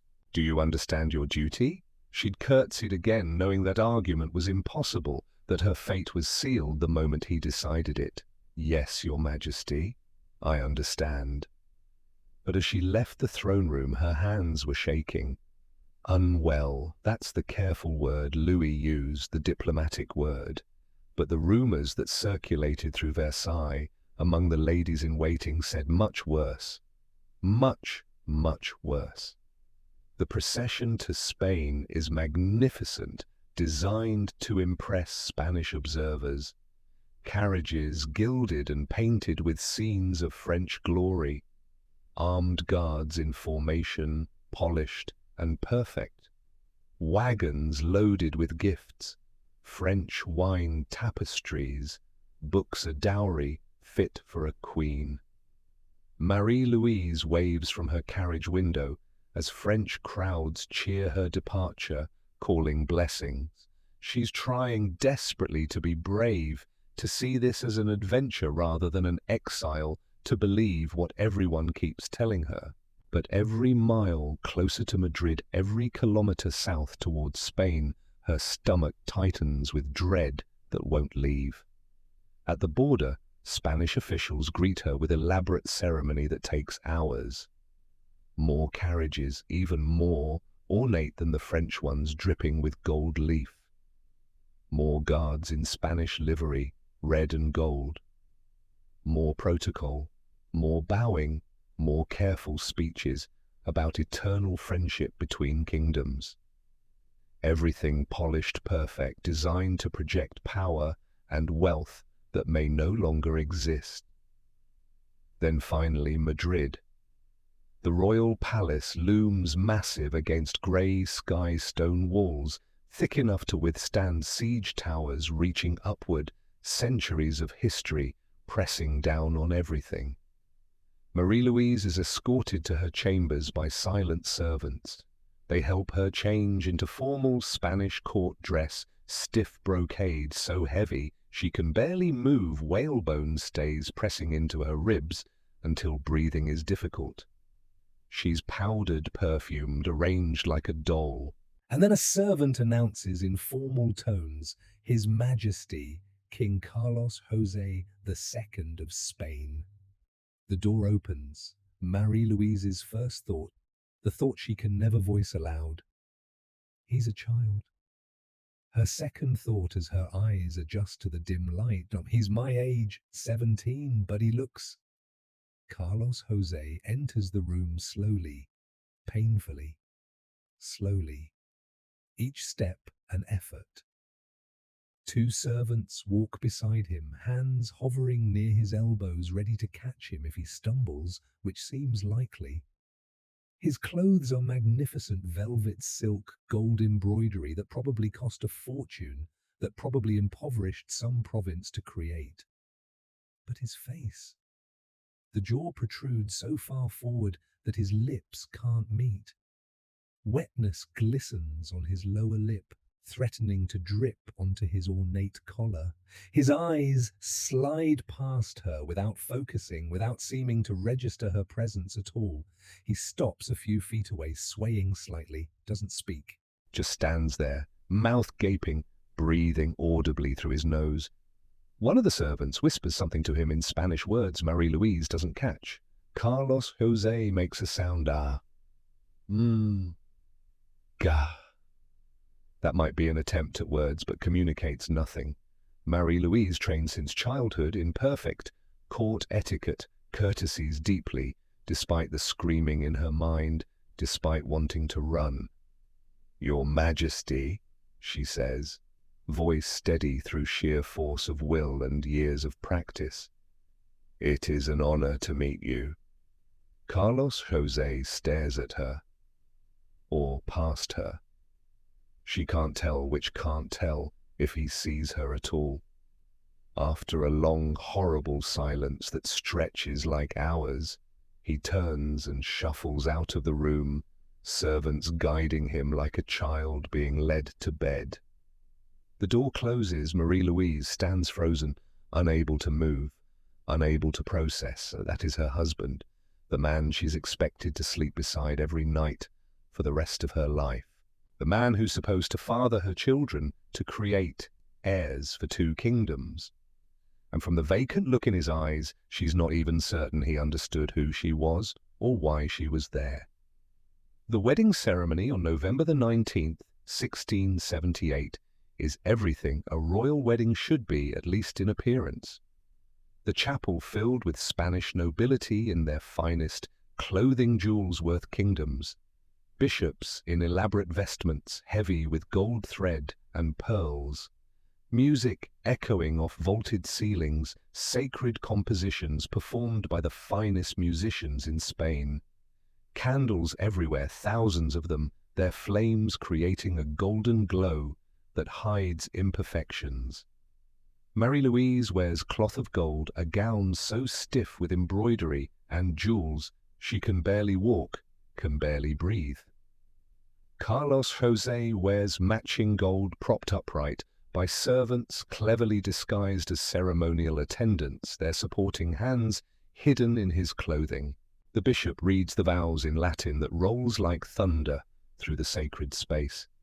Marie-Louise responds clearly, voice carrying through the chapel. I do, Carlos José, makes sounds, vague syllables that might with extraordinary charity and willful blindness be interpreted as agreement. The bishop pretends they're proper vows and continues with the ceremony because what else can he do? Rings are exchanged. Marie-Louise slides a heavy gold ring onto Carlos José's finger with trembling hands. He doesn't react, doesn't look at it, doesn't seem to register what's happening. You may kiss the bride, the bishop intones with ceremonial gravity. Carlos José doesn't move, doesn't understand the instruction. A servant gently pushes his shoulder, physically turning him toward Marie-Louise. Like positioning a statue, she leans in, intending to give him a chaste kiss on the lips as tradition demands. But Carlos José's mouth is open, always open, unable to close and wet with saliva that catches the candlelight. She kisses him quickly, pulling back before the wetness can spread to her face, fighting the urge to wipe her mouth. The chapel erupts in polite applause. Marie-Louise is now Queen of Spain, and she wants to scream, to run, to disappear, to wake up from this nightmare. This is the hardest part of the story to tell with dignity and compassion, because we're speaking of two people trapped in circumstances neither chose, neither deserved. Marie-Louise didn't ask to marry a king whose mind never developed. Carlos José didn't ask to exist in a body that betrayed him constantly. But duty doesn't care about fairness or compassion or human suffering. The newlyweds are led to the royal bedchamber by servants who know exactly what won't happen, who've been told to wait outside but stay close. They're prepared for bed, Marie-Louise in a silk nightgown, Carlos José in bedclothes. Then everyone leaves. The door closes, silence fills the room like water. Contemporary accounts, letters. Marie-Louise wrote secretly to her family in France, smuggled out by sympathetic servants' reports, whispered by servants to court officials. Describe what happened, nothing. Carlos José sat on the edge of the bed, staring at nothing, jaw hanging open. Marie-Louise sat beside him, heart pounding, wondering what she was supposed to do, how this was supposed to work. Minutes passed, like hours. She tried speaking, "Your Majesty." Response. No acknowledgement she'd spoken. She tried gently touching his hand. He flinched away as if burned, making a frightened sound. Hours crawled by in terrible silence. The candles burned lower. Eventually, Carlos José lay down and fell asleep, wetness soaking into the pillow. Marie-Louise lay beside him, staring at the ceiling, wondering how this would possibly produce the heirs everyone expected, everyone demanded. The entire Spanish court waits for pregnancy news. Months pass, no announcement comes. Queen Mother Mariana begins to worry, then to panic. She summons Marie-Louise for a private audience in her chambers. "Your Majesty," Mariana says, carefully voiced tight, with controlled fear. "Have you and the king fulfilled your marital duties?" Marie-Louise's face burns with shame. "The king does not seem to understand what is expected, Your Majesty." Mariana's expression hardens like stone, jaw clenching. "Then you must guide him, instruct him, show him what must be done. "I have tried, your Majesty," but he does not respond to any intimacy. He seems confused by it, frightened even. He pulls away. Silence stretches between them, heavy with implications. Mariana dismisses her with a wave, but the pressure intensifies dramatically over the following weeks. Royal physicians are brought in for examinations that humiliate everyone involved. They examine Carlos José in private, emerging with troubled faces and careful words. They examine Marie-Louise, finding nothing wrong with her. They prescribe desperate measures, for him aphrodisiacs from across the empire. Powdered rhinoceros horn imported at great expense from distant lands. Ground pearls, raw oysters, all the supposed virility enhancers known to medicine and superstition. For her, prayers to specific saints known for fertility, herbs to encourage conception, sleeping positions supposedly favorable for pregnancy drawn from ancient texts. None of it works, because the problem isn't medical in any way they can treat. It's that Carlos José genuinely doesn't understand sex, cannot grasp the concept with his childlike mind. And even if he could understand, his body might not be capable of the act. Marie-Louise stops trying after the first year of futile, humiliating attempts. What's the point of this torture? Instead, she retreats into her own shrinking world. She spends hours in the palace gardens, the only place that reminds her of Versailles, of home, of happiness that feels like it belonged to someone else. She writes desperate letters to France that become increasingly plaintive. "Uncle, please, can I come home, even for a visit, even for a few weeks? I am dying here slowly. I cannot bear this existence much longer." Louis XIV writes back with cold political logic that offers no comfort. "You are Queen of Spain. Your duty is there. France needs this alliance. You cannot abandon your post. Endure." So she stays because she has no choice. Trapped. Watching Carlos José shuffle through hallways, wetness running down his chin, constantly leaving trails on his expensive clothes, enduring dinners where he struggles to eat food falling from his mouth onto the table, servants rushing to clean up, sitting through endless ceremonies where he's propped upright, like a decorated corpse, while ministers pretend to consult him on matters he cannot possibly comprehend. She's 27 years old. She looks 50. Her health deteriorates from stress and hopelessness and the slow death of the spirit. The joy drains from her eyes completely, replaced by something hollow. Court observers note she's stopped eating properly, picking at meals, growing thinner. The Queen seems melancholy. They whisper with concern but do nothing. But it's deeper than melancholy.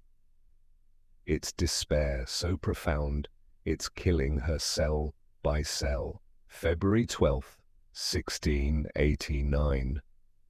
Marie-Louise wakes before dawn, feeling ill. Stomach pain, nausea that won't pass. She dismisses it initially. She's often sick these days, from stress, from unhappiness that manifests physically. But the pain gets worse throughout the day, sharp and getting sharper. By evening, she's doubled over in her chambers, crying out despite trying to maintain dignity. Physicians rush to her rooms with their bags of useless tools. They try their standard treatments, bloodletting to release bad humors, herbal remedies that taste like poison, prayers muttered over her writhing form. Nothing helps. The pain intensifies beyond anything she's ever felt. Within hours, her condition deteriorates catastrophically. Her skin turns gray like ash. She begins vomiting violently, uncontrollably, bringing up everything in her stomach, and then bile. By midnight, she's barely conscious, drifting in and out. At dawn on February 13th, Marie-Louise d'Orléans, Queen of Spain, aged 27, dies. The official cause recorded in palace documents: intestinal blockage.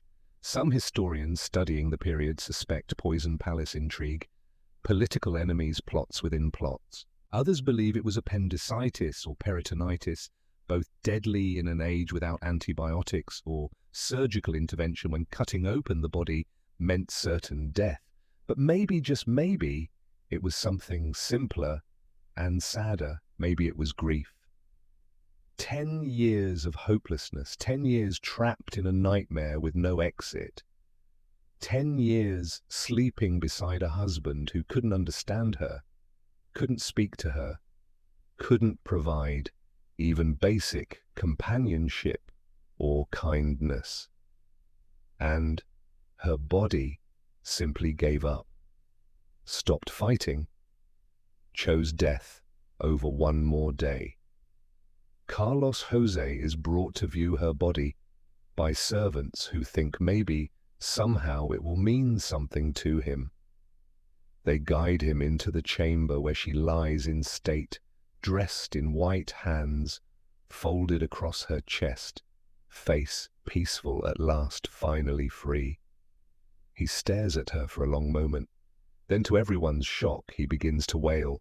Not words, he's never spoken words in his life, but raw, wounded sounds that come from somewhere deep. He drops to his knees beside the bed with a heavy thud that makes servants wince, reaches for her cold hand with his trembling one holding it. Is he mourning? Does some part of his damaged brain understand loss, understand that she's gone forever? Or is this just confusion, another person gone from his limited world, another disruption to his routine? No one knows. No one will ever know. They let him cry for several minutes, the sound echoing through the stone chamber. Then servants gently pull him away because the display is unseemly for a king, because there are protocols, even for grief. He'll forget within days, memory unable to hold on to anything for long. His mind can't hold on to grief any more than it can hold on to joy or understanding or hope.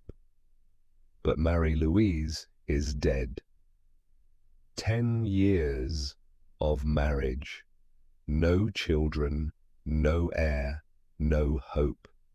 Spain's future remains as broken as its king. And in courts across Europe, letters circulate with renewed urgency. The Spanish king's wife has died childless. The dynasty is failing visibly. All nations should prepare for war over the succession. This cannot last much longer. Madrid, 1689. Queen Mother Mariana is 60 years old, face lined with worry and determination that's hardened into something like madness. Her son, King Carlos Jose, is 28. He's just been widowed, and she has one thought, one singular obsession that consumes every waking moment. He must remarry. He must try again, because without an heir, everything falls apart. The Spanish throne, the territories in Italy, the Netherlands, the vast holdings in the Americas, all of it becomes contested the moment Carlos Jose dies without a son. And he will die. Everyone knows it, though no one says it in her presence. His health deteriorates monthly, sometimes weekly, sometimes daily. So Mariana begins the search for a new bride with urgent desperation that borders on panic.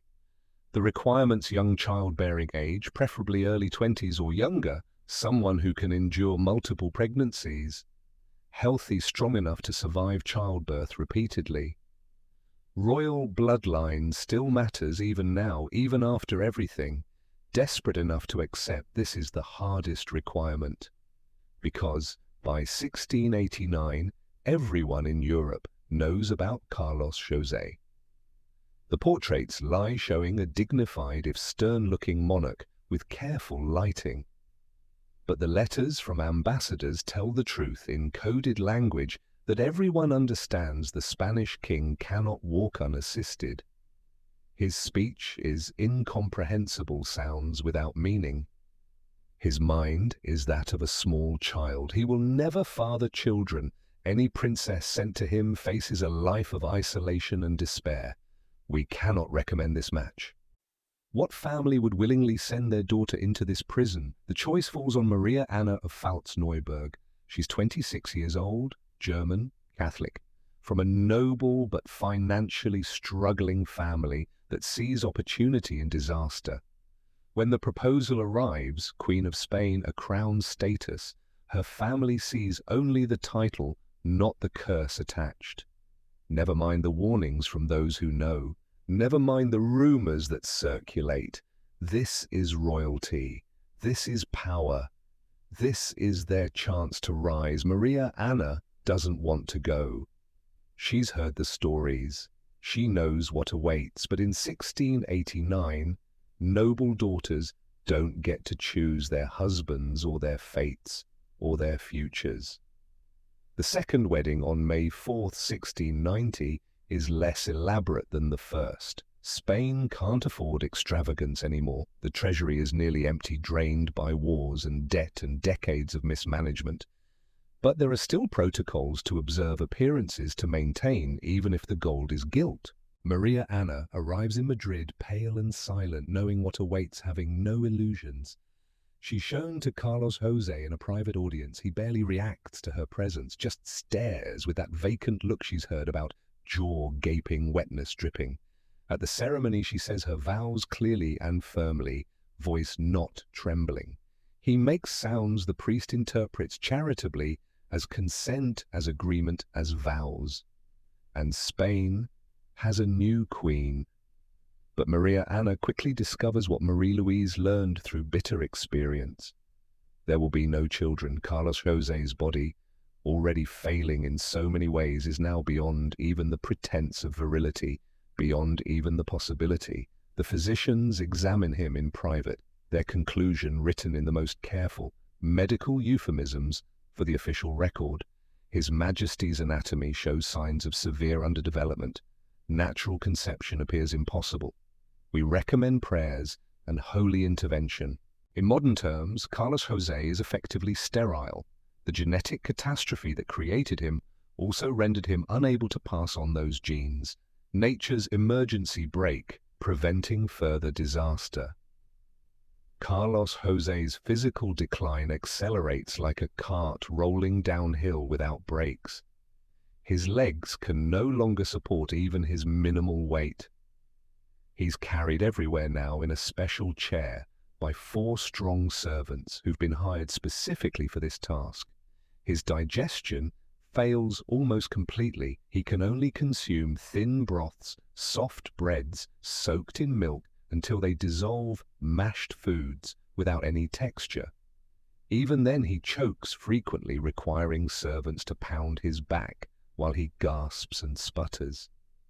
His skin develops sores that won't heal, weeping fluid, constantly bandages changed hourly.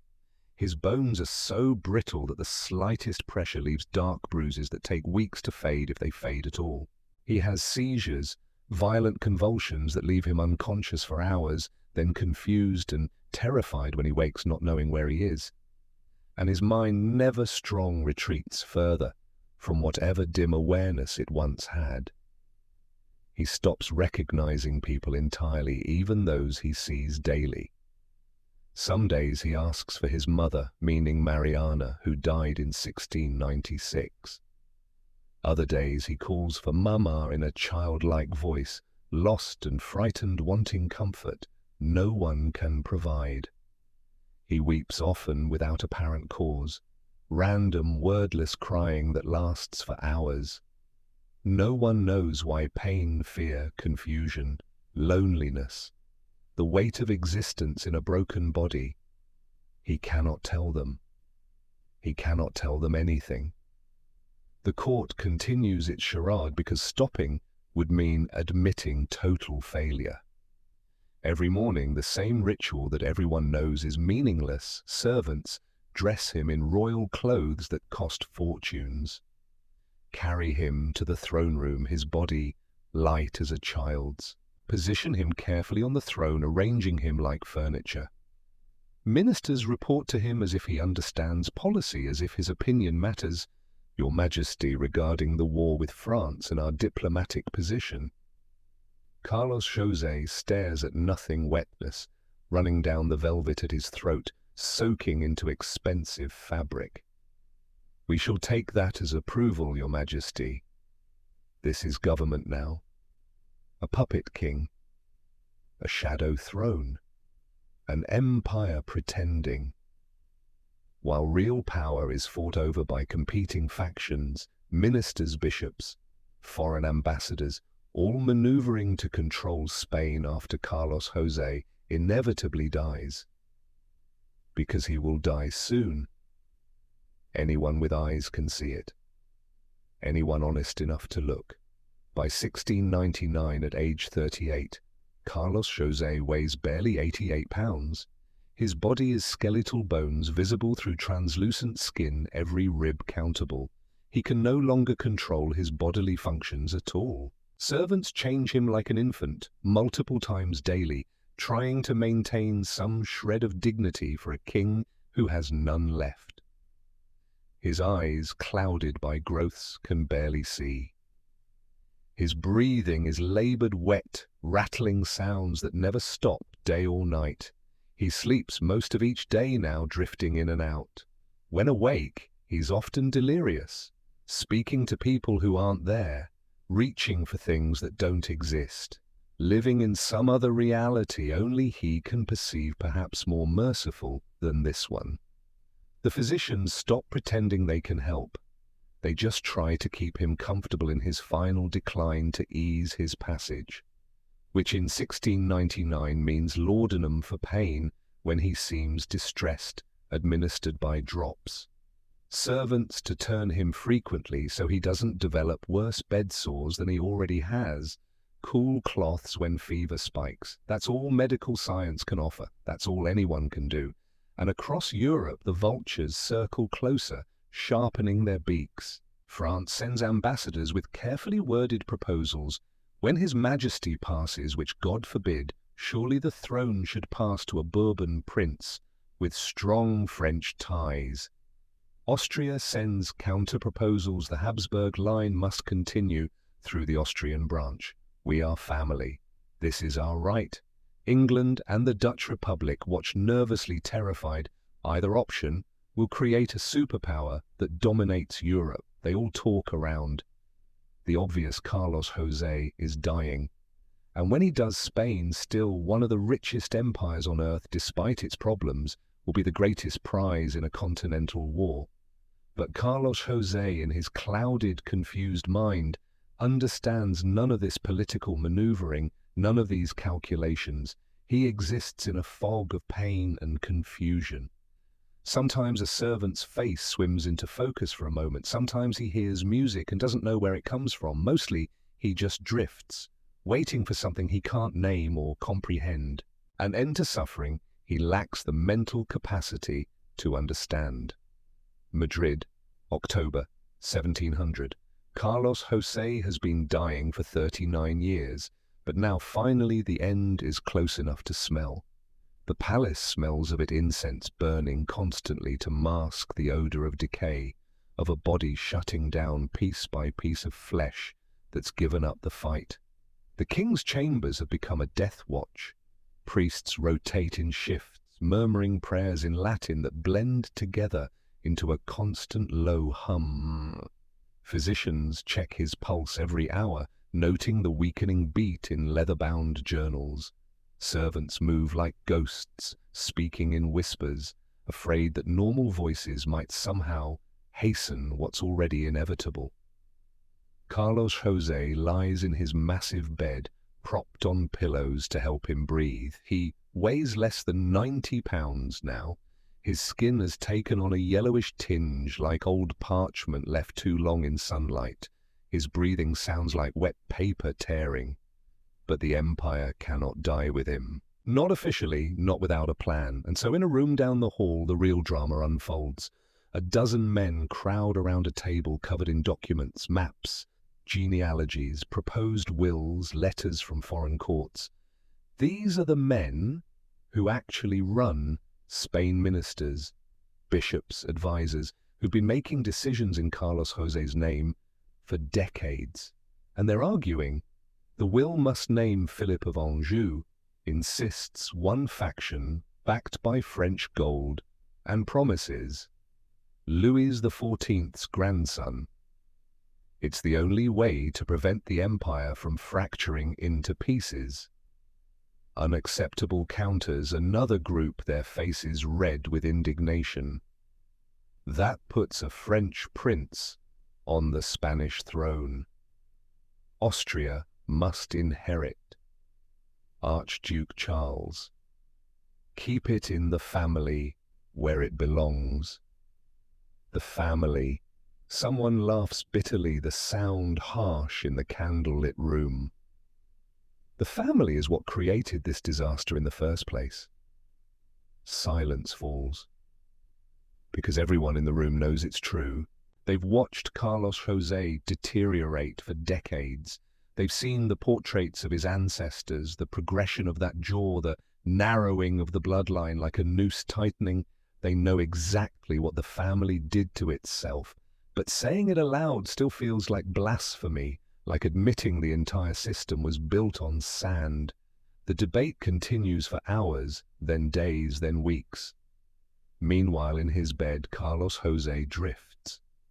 Sometimes he wakes eyes opening to stare at the ceiling, painted with scenes of heaven angels and clouds and God on his throne, looking down with judgment or mercy, impossible to tell which. Sometimes he makes sounds, wordless moans that might be pain or confusion, or simply the noise of a body, failing systems shutting down one by one. Sometimes servants think he's gone breath so shallow they can't detect it, until suddenly he gasps and continues, chest rising and falling with effort that looks exhausting. He cannot speak, cannot communicate, cannot express any preference about who should inherit the empire he never ruled, never understood, never even comprehended. But a will must be written in his name, because that's how succession works, how legitimacy is established, how wars might possibly be avoided if everyone agrees to respect the dying king's wishes. And so they bring him documents. A priest reads aloud in Spanish slowly, as if Carlos José can understand the words that wash over him like meaningless sound. Your Majesty, this document names Philip of Anjou as your heir to inherit all Spanish territories and crowns. Do you consent to this arrangement? Carlos José stares at the ceiling at the painted angels. Does he see them? Does he see anything at all? They place a quill in his hand. His fingers are so thin now, just bone wrapped in translucent skin. They guide his hand across parchment, helping him make a mark that might, if you're very charitable, if you squint and want desperately to believe, resemble a signature. More like a child's scribble, more like random lines. But it's there, in ink, witnessed by bishops and nobles. There the priest says, satisfaction in his voice, masking deeper anxiety. His Majesty has spoken. His will is clear. It's a lie, of course, the most elaborate lie in a lifetime of lies. Carlos José hasn't spoken in his entire life. Not really just sounds, just noise. This decision was made by factions and politics and French gold-changing hands in dark corners. But the will is legal, signed, witnessed by men of God and nobility. Philip of Anjou, grandson of Louis XIV of France, is now heir to the Spanish Empire. The French faction celebrates quietly, carefully behind closed doors. The Austrian faction begins writing urgent letters sealed with red wax, informing Vienna that France has stolen what should be theirs, that this cannot stand. And across Europe, from London to Vienna to Amsterdam, generals begin reviewing maps, checking supply lines, calculating how long it would take to mobilize armies, sharpening swords that haven't been used in years. Because everyone knows what this means. War. Not immediately, not while Carlos José still draws breath, but soon, very soon. The waiting becomes unbearable for everyone except Carlos José, who doesn't understand waiting or time or anything beyond the immediate sensation of existing in a body that hurts. Every morning servants enter his chambers expecting to find him dead. Every morning, somehow impossibly, he's still breathing. It's as if his body has forgotten how to die, as if 3 decades of barely living has trained it to continue out of pure habit, muscle memory, biological momentum. Days stretch into weeks.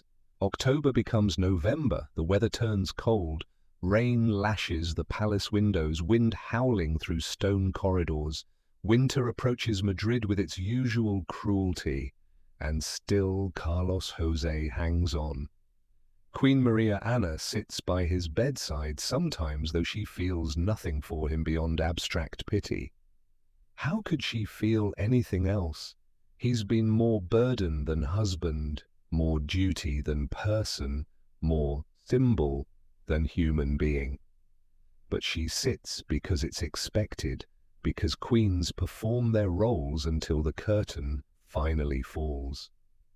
She watches his chest rise and fall, each breath a struggle, each exhale sounding like it might be the last.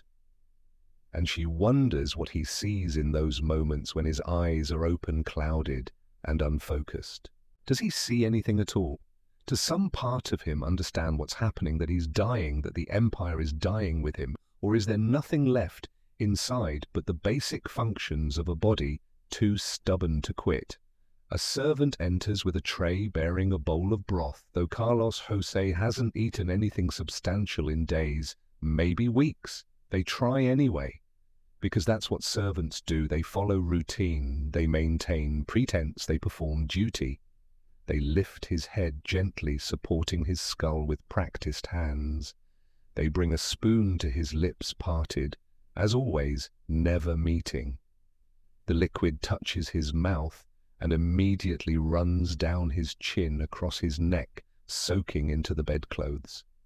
His throat doesn't work anymore.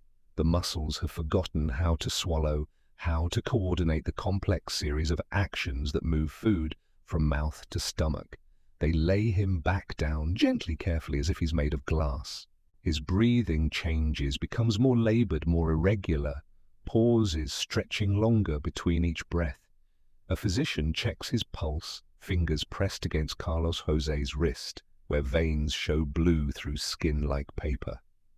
Not long now, he murmurs to the priest standing nearby, voice so low, only the two of them can hear. The priest nods and begins the prayers for the dying, the sacred words in Latin that are supposed to ease the soul's passage from this world to the next. In manus tuas Domine commendo spiritum meum. Into your hands, Lord, I commend my spirit. Outside the palace, Madrid goes about its business with the usual chaos of city life. Markets open at dawn, vendors calling their wares fresh bread oil, wine, fish brought from the coast. Taverns fill with workers seeking warmth and cheap alcohol. Children play in streets that smell of cooking fires and horse manure and humanity pressed together. Most people have forgotten they even have a king, or if they remember, they don't think about him. Spain has been running without him for so long that his death will barely register, except as an excuse for a day of official mourning, for black banners hung from balconies, for churches to hold special masses. Life will continue, it always does, but in courts across Europe, ambassadors wait by their windows watching for riders, watching for the signal, watching for the moment when everything changes. In Vienna, Archduke Charles is already being fitted for crowns and rehearsing the bearing of a king. Austrian advisors, certain the throne will be theirs, despite what the will says, despite French gold and signatures. In Versailles, Philip of Anjou practices Spanish phrases with tutors who correct his pronunciation, learning protocols of the Spanish court, preparing to claim what the will has promised him. In London and Amsterdam, diplomats draft emergency treaties preparing for the war that will reshape Europe, whether anyone wants it or not. Everyone is ready. Everyone has been ready for years. Everyone except Carlos José, who has never been ready for anything, who was never capable of readiness or preparation or understanding. He simply exists in his bed chest, rising and falling each breath a little weaker than the last, waiting for a body to finally do what minds cannot force it to, waiting for nature to finish what it started 39 years ago in a stone chamber while midwives whispered prayers and queens screamed. The invoice is almost paid, the debt almost settled, the final Habsburg is dying. And when he goes, he'll take an empire with him into the grave. November 1st, 1700. Dawn breaks cold over Madrid, pale light filtering through clouds heavy with rain. In the palace, nothing has changed, except that everything is about to. Carlos José's breathing has become increasingly irregular through the night, long pauses where his chest doesn't move at all, where everyone thinks this is it, followed by sudden gasps that sound like surprise, like his body forgot it needed air and suddenly remembered. The physicians have stopped pretending there's anything they can do beyond witness and record. They've administered last rites 3 times now, only to have him continue breathing afterward, confounding everyone who thought they understood death. His Majesty's will to live is extraordinary, one doctor says to another, though they both know it's not will, it's just biology, muscle memory, a body that doesn't know when to stop because the mind that should tell it has been absent for decades. Queen Maria Anna hasn't left her chambers in 2 days. There's no point sitting vigil anymore, no point in the performance. She's done her duty. Married him, tried to produce an heir through sheer force of will and prayer. Failed, through no fault of her own, through the simple reality that Carlos José's body couldn't do what empires demanded. Now she waits for release like everyone else for the moment when she can stop being Queen of Spain and become simply Maria Anna again, free to return to Germany, to leave this nightmare behind. In the throne room, ministers have stopped even pretending to govern. They sit in small groups, speaking in low voices, making plans for afterward.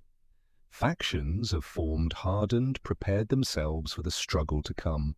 Some will support the French claim Philip of Anjou, named in the will that may or may not be legitimate depending on who you ask. Others will resist, calling for the Austrian candidate, despite what the documents say, despite signatures and seals and witnesses.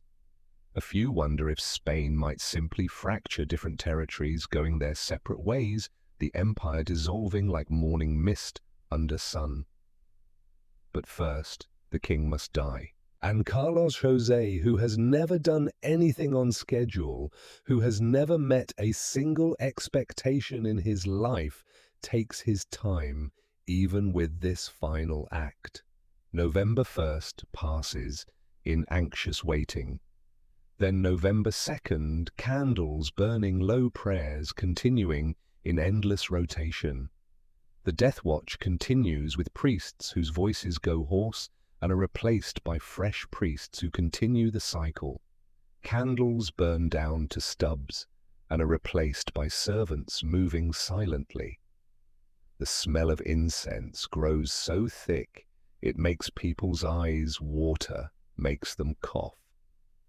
And still, somehow, impossibly, Carlos José breathes. On the morning of November the 3rd, something changes in the room's atmosphere. A servant checking on the king notices his eyes are open, not staring blankly like usual, unfocused and seeing nothing, but focused on something above him, the ceiling perhaps with its painted scenes of heaven, or something beyond it that no one else can see, something only visible to those standing at the threshold between worlds. His lips move slightly, forming shapes without sound. No voice comes out. His voice has been gone for weeks, months, maybe, the exact timeline lost in the blur of gradual decline. But his lips form shapes that might be words, might be prayers, might be nothing at all, might be everything. Is he trying to speak after 39 years of silence, of sounds without meaning? Is there something he wants to say? The servant leans closer, trying to hear, trying to understand, desperate for some final message. But there's only breathing, wet, labored, each inhale taking longer to come, each exhale lasting longer. The servant runs for the priest, footsteps echoing through stone corridors. By the time they return, Carlos José's eyes have closed again. But something has shifted in his face, a quality impossible to name, but unmistakable to those who've attended many deaths. The jaw, always twisted, always protruding, seems different somehow. Peaceful almost, if such a cursed feature can ever look peaceful. As if some long struggle has finally ended, as if he's stopped fighting something he never understood in the first place. His breathing slows. Each exhale takes longer to follow each inhale. The pauses stretch. 10 seconds. 20. 30. The priest begins the final prayers, voice steady, despite years of practice not preparing him for this moment, for the end of a dynasty that has ruled for 2 centuries. In manus tuas domine commendo spiritum meum. Everyone in the room knows what's happening. This is it, the actual end, after all the false alarms, all the near deaths, all the times they thought he was gone. Only to have him gasp back to life this time is different. They can feel it in the air, taste it like copper on their tongues. A breath. A long pause that seems to last forever. Another breath, barely perceptible, barely moving his chest. Another pause, longer still. The priest's voice fills the silence. Requiem aeternam dona e Domine. Grant him eternal rest, O Lord. One more breath. So faint it barely disturbs the air, barely registers as movement. Then nothing. The room holds its collective breath, waiting, not quite believing. 10 seconds. 20. 30. A full minute passes in absolute silence. The physician steps forward, places his fingers on Carlos José's neck, feeling for a pulse that isn't there. Nothing. No beat, no flutter, no sign of life. He holds a small mirror to the king's lips, checking for breath. The glass remains perfectly clear. No fog, no condensation. He looks at the priest and nods once slowly. It's over. King Carlos José II of Spain is dead. The priest crosses himself, then closes the king's eyes with gentle fingers, pulling the lids down over those clouded pupils that saw so little of this world. For a moment no one moves, no one speaks. They simply stand in the presence of what this means, the weight of it settling on their shoulders like physical burden. An empire without an emperor. A throne without an heir. 200 years of Habsburg rule in Spain, ending in this cold room with a body that weighs less than a child, that never produced children, that was itself the final product of a strategy gone catastrophically wrong. Then, as if released from a spell, everyone moves at once. A servant runs to inform Queen Maria Anna, footsteps echoing. Another rushes to the ministers waiting in the throne room, the news they've been expecting but dreading. The physician begins noting the exact time of death in his journal, just before sunrise on November the 3rd, 1700, recording it with careful precision for history to remember. The priest continues his prayers, though the soul he's praying for has either already fled or was never quite there to begin with, depending on your theology and your willingness to confront uncomfortable truths. And in the bed, Carlos José lies still for the first time in his life. No more struggling to breathe through malformed airways, no more choking on his own saliva that flowed constantly, no more confusion, no more pain, no more existing in a body that was never meant to exist, in a mind that never developed, in a life that never should have been lived. just silence, just stillness, just the end of suffering that should never have begun. Within an hour, the news spread through the palace like fire, through dry grass servants, whispering nobles gathering in clusters. Within 2 hours, riders are racing from Madrid to every corner of Europe, carrying the message that will change everything, horses galloping through dawn light. Within a day, church bells across Spain ring in mourning not for a king anyone loved or even knew, but for the idea of continuity, for the illusion that things could stay the same forever. Within a week, armies will begin to move, because Carlos José's death is not an ending, it's a starting gun. Before they can bury him, before they can seal him in a tomb and try to forget, the physicians insist on an autopsy. For the medical records, they say, with professional gravity. To understand what took His Majesty from us, they claim, with false piety. But really they want to know. After watching this wreck of a human being struggle through 39 years of life, after witnessing the gradual failure of every system in his body, they want to understand what was actually wrong. What could create such profound dysfunction? What the portraits and careful words tried to hide. The autopsy takes place in a cold stone chamber deep in the palace, far from where courtiers might hear or smell what's happening. 4 physicians gather around the table where Carlos José's body lies naked and pathetic in death as it was in life. They've performed autopsies before on nobles, on bishops, on others who died mysteriously and needed examination to rule out poison or foul play. But this is different. This is a king. This is history itself lying on their table. They begin with prayers, crossing themselves, asking God's forgiveness for what they're about to do to a consecrated body. Then the lead physician makes the first incision with a blade sharp enough to cut through skin like butter. And even these men, used to the sights and smells of death, hardened by years of medical practice, pause.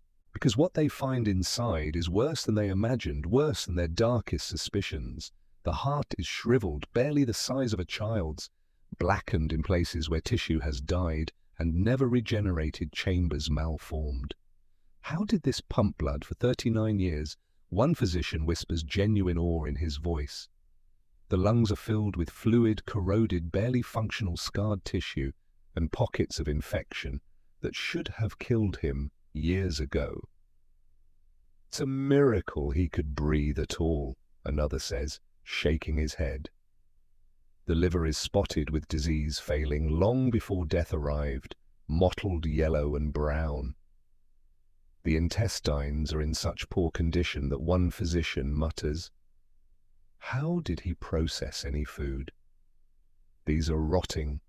While he lived, the kidneys are malformed, undersized, doing perhaps a quarter of what healthy kidneys should do.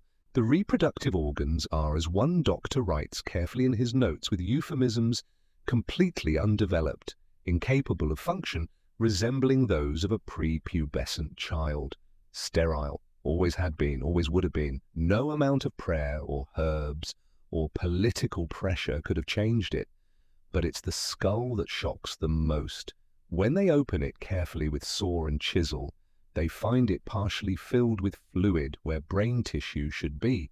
The brain itself is smaller than it should be, withered with visible abnormalities that even their limited understanding of anatomy recognizes as catastrophically wrong. Sections that should be developed are barely there. Neural tissue that should connect different regions is absent or malformed. One physician, the eldest, who has studied at the finest universities of Europe at Salamanca and Bologna and Paris, stares at what he's seeing and understands something his colleagues don't yet grasp. This wasn't just illness accumulated over a lifetime. This wasn't bad luck or divine punishment or witchcraft. This was something built into Carlos José from the moment of conception, written into his very being before he took his first breath. Something inherited, something passed down. He writes in his report in careful Latin so the common people cannot read it, so the truth can be hidden in educated language, cor parvum. Pulmones putrefacti, intestina gangrenosa, testiculi atrophici, cerebrum aqua plenum, heart small, lungs rotted, intestines gangrenous, testicles atrophied, brain filled with water. Then, in a separate section that will be sealed and stored away from prying eyes. It is the opinion of this physician that His Majesty's condition was not acquired through disease or misfortune, but was present from birth, inherited from ancestry in ways we do not fully comprehend. The body contained not a single organ without severe defect. That life persisted for 39 years defies natural understanding. It's the closest anyone in 1700 will come to understanding genetics, to grasping what the family did to itself. The closest they'll come to realizing that Carlos Jose was not a victim of witchcraft or divine displeasure, but of human choices repeated across generations until nature could no longer compensate. They catalogue everything methodically, professionally, with the detachment of scientists recording data.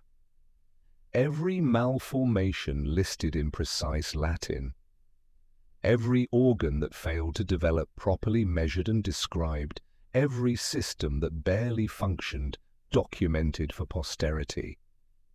The report runs to 15 pages, when finished pages filled with clinical observations and measurements. It will be sealed, stored in the Royal Archives, locked away in darkness, not to be read again for centuries, because the truth it contains is too dangerous, too damning, too threatening to the entire social order. It suggests that the royal family, the divine right monarchs chosen by God Himself to rule over millions, could be flawed in their very blood. It suggests that all the careful marriage planning, all the obsession with purity, all the turning inward to keep the bloodline strong actually made it weak, made it sick, made it monstrous. And that cannot be spoken aloud, not in 1700, not when the entire political system depends on the idea that royal blood is special, sacred, superior to common blood. So the report is sealed with red wax, bearing the royal crest. The physicians are sworn to secrecy on their immortal souls on pain of excommunication. And Carlos Jose's body is prepared for burial with all the ceremony due a king, regardless of what lies beneath the royal robes in expensive silk. They dress him in elaborate clothing, velvet and silk, and cloth of gold layers of expensive fabric, hiding the skeletal frame. They place the crown on his head one final time, though it sits awkwardly because of the shape of his skull, because his head was never meant to bear crowns. They arrange his hands across his chest in the position of prayer, holding a golden crucifix encrusted with rubies. They make him look from a distance through candlelight and incense smoke like a king resting in state with dignity. But up close, even death cannot hide what he was. The jaw still protrudes grotesquely, even in death, refusing to conform. The skin is still yellowish, waxen like cheap candles. The body is still that of someone who never should have been born, let alone crowned, let alone expected to rule an empire. The viewing is brief and carefully controlled. Maria Anna comes, pays her respects with dry eyes and a face like stone, and leaves without a word. A few ministers file past, bowing to the corpse out of habit, more than respect or grief. No crowds of mourning subjects. The public is kept away, supposedly out of reverence for royal privacy, actually, because seeing him might raise uncomfortable questions that have no good answers. Within 2 days, he's sealed in a lead coffin, locked away from sight forever. Within 3, he's interred in the royal crypt at El Escorial, the massive monastery palace built by his great-great-grandfather Felipe II, placed among his ancestors in the cool darkness beneath marble floors in vaults, designed to hold dynasties, the same ancestors whose choices created him, the same ancestors who married their cousins, their nieces, their own bloodline again and again, thinking they were preserving something precious. If bodies could speak from their tombs, if the dead could converse in darkness, what would they say to each other? Would his great-grandmother Juana Mad Juana, locked away for decades, talking to corpses, recognize his suffering as an echo of her own madness? Would his grandfather, Felipe IV, feel guilt for marrying his niece, Mariana, for creating the circumstances that led directly to this? Would his great-grandfather, Felipe III, understand that his cousin marriages contributed to the pattern? Would any of them accept responsibility for what they'd done? Or would they still insist it was God's will, divine right, the necessary price of keeping power in the family, the only way to maintain purity? The tomb is sealed with stone and mortar. The prayers are said in Latin that echoes off vaulted ceilings. The monks of El Escorial return to their routines of prayer and silence, and Carlos Jose, who barely lived, finally rests. But his death is not the end of the story. It's barely the beginning of the consequences. The messengers reach Paris, first horses lathered and exhausted from days of riding. A rider, mud-splattered and barely able to stand, arrives at Versailles just after dawn, 3 days after Carlos José's death.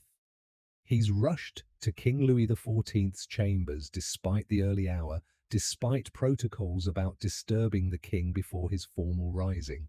The message is brief, written in code that everyone understands. The Spanish king is dead. Your grandson is named heir in the will.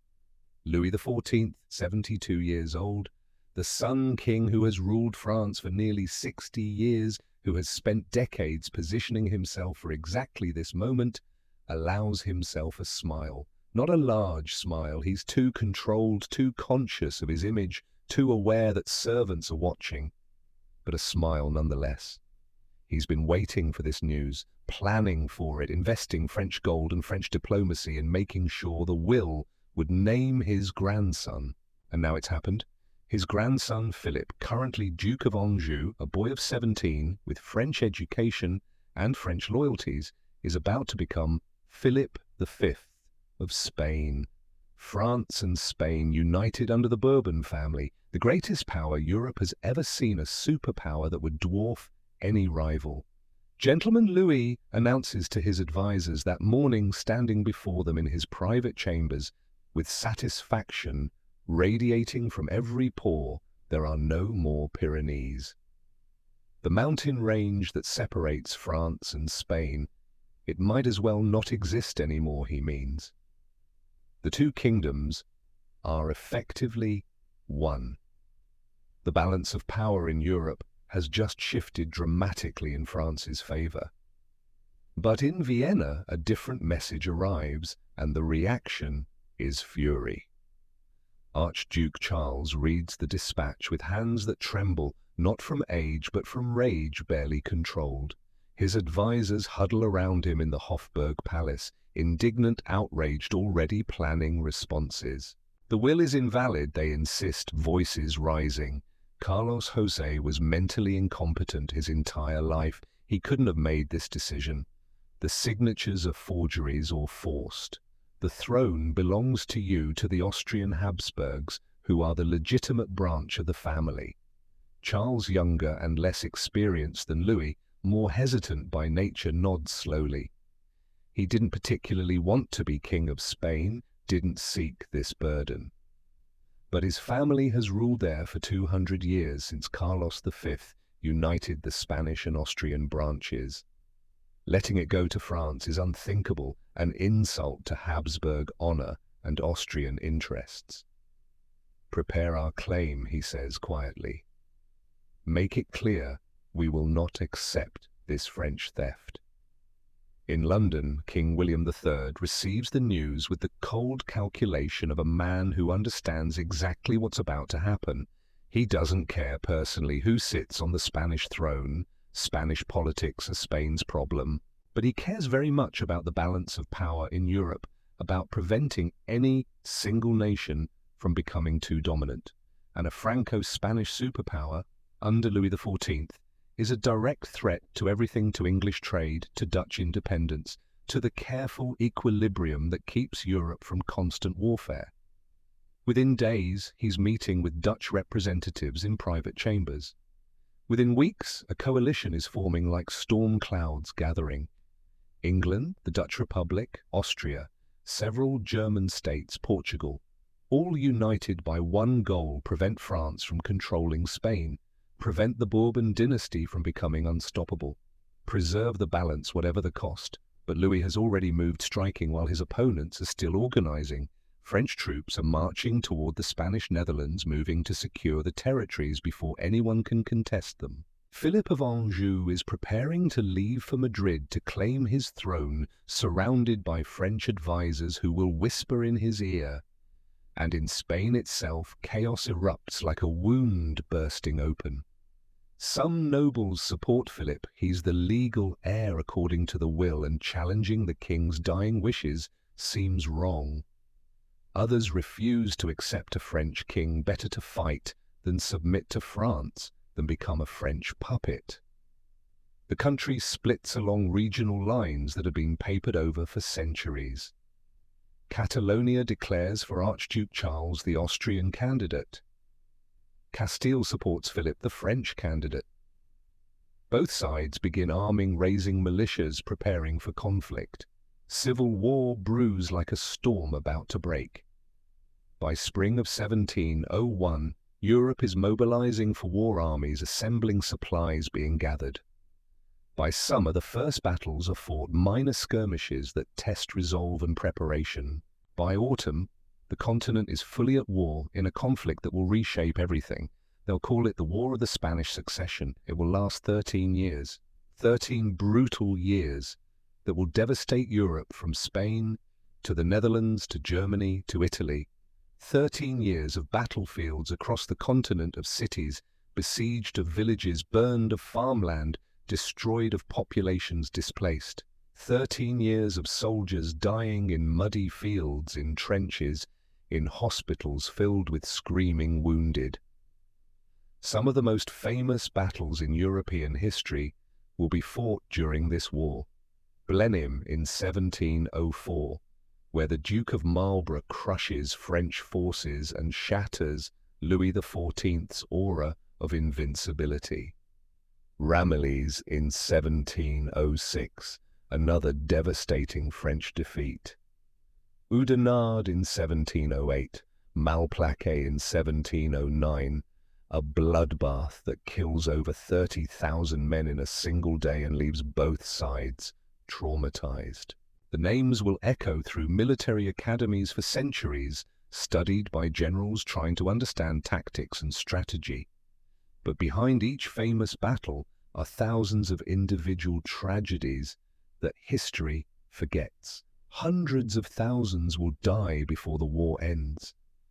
Maybe more exact counts are impossible, when entire regions are devastated, when records are destroyed, when bodies are left unburied in mass graves.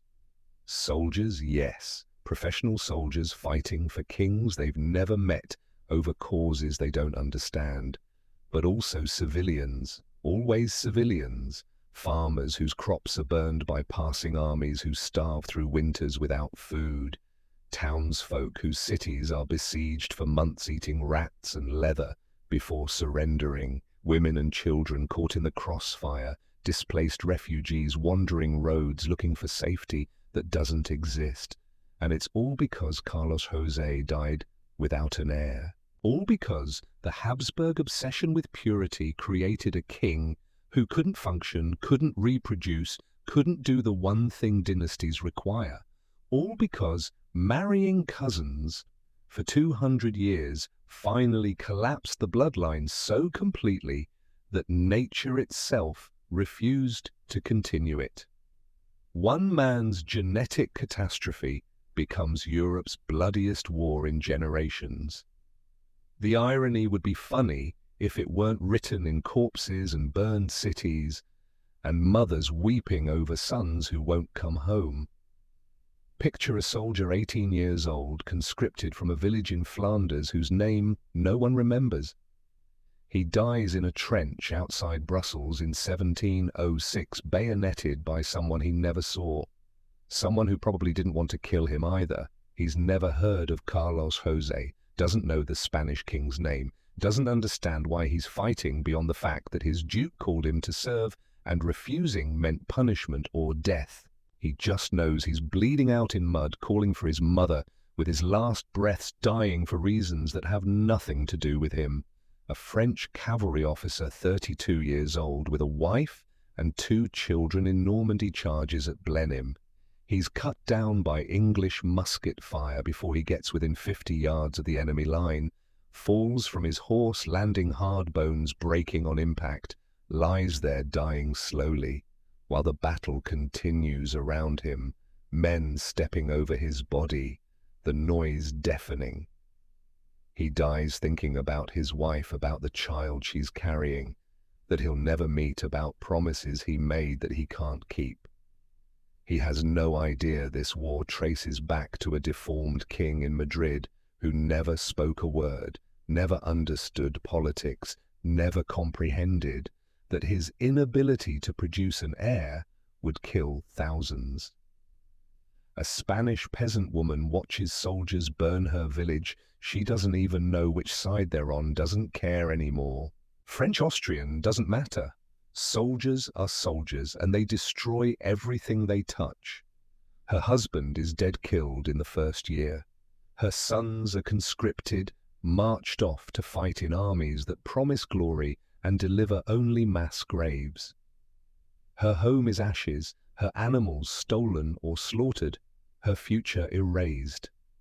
She knows nothing of royal bloodlines or succession crises or the complex politics that led to this. She only knows that the powerful have once again destroyed the powerless, that kings and nobles play their games, and ordinary people pay the price in blood. The war grinds on year after year, consuming lives and treasure and hope. By 1710, everyone is exhausted. The treasuries are empty, drained by the constant need to pay soldiers, buy weapons, maintain armies in the field.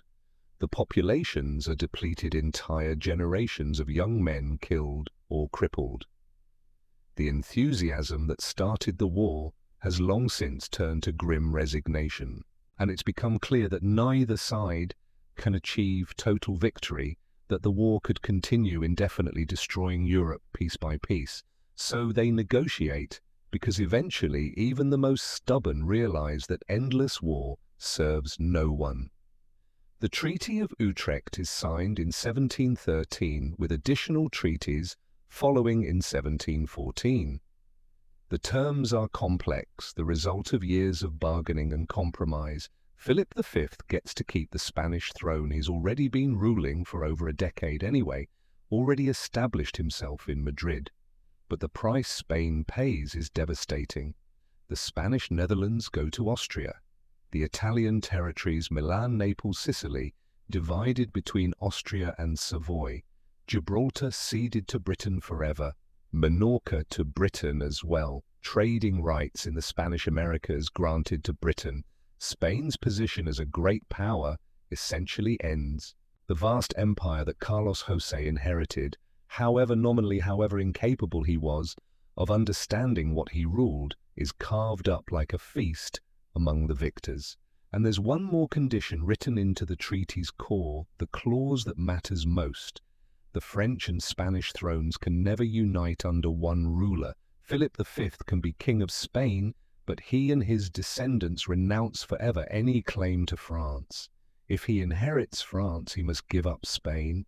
If a Spanish king becomes king of France, he must choose one throne and abandon the other.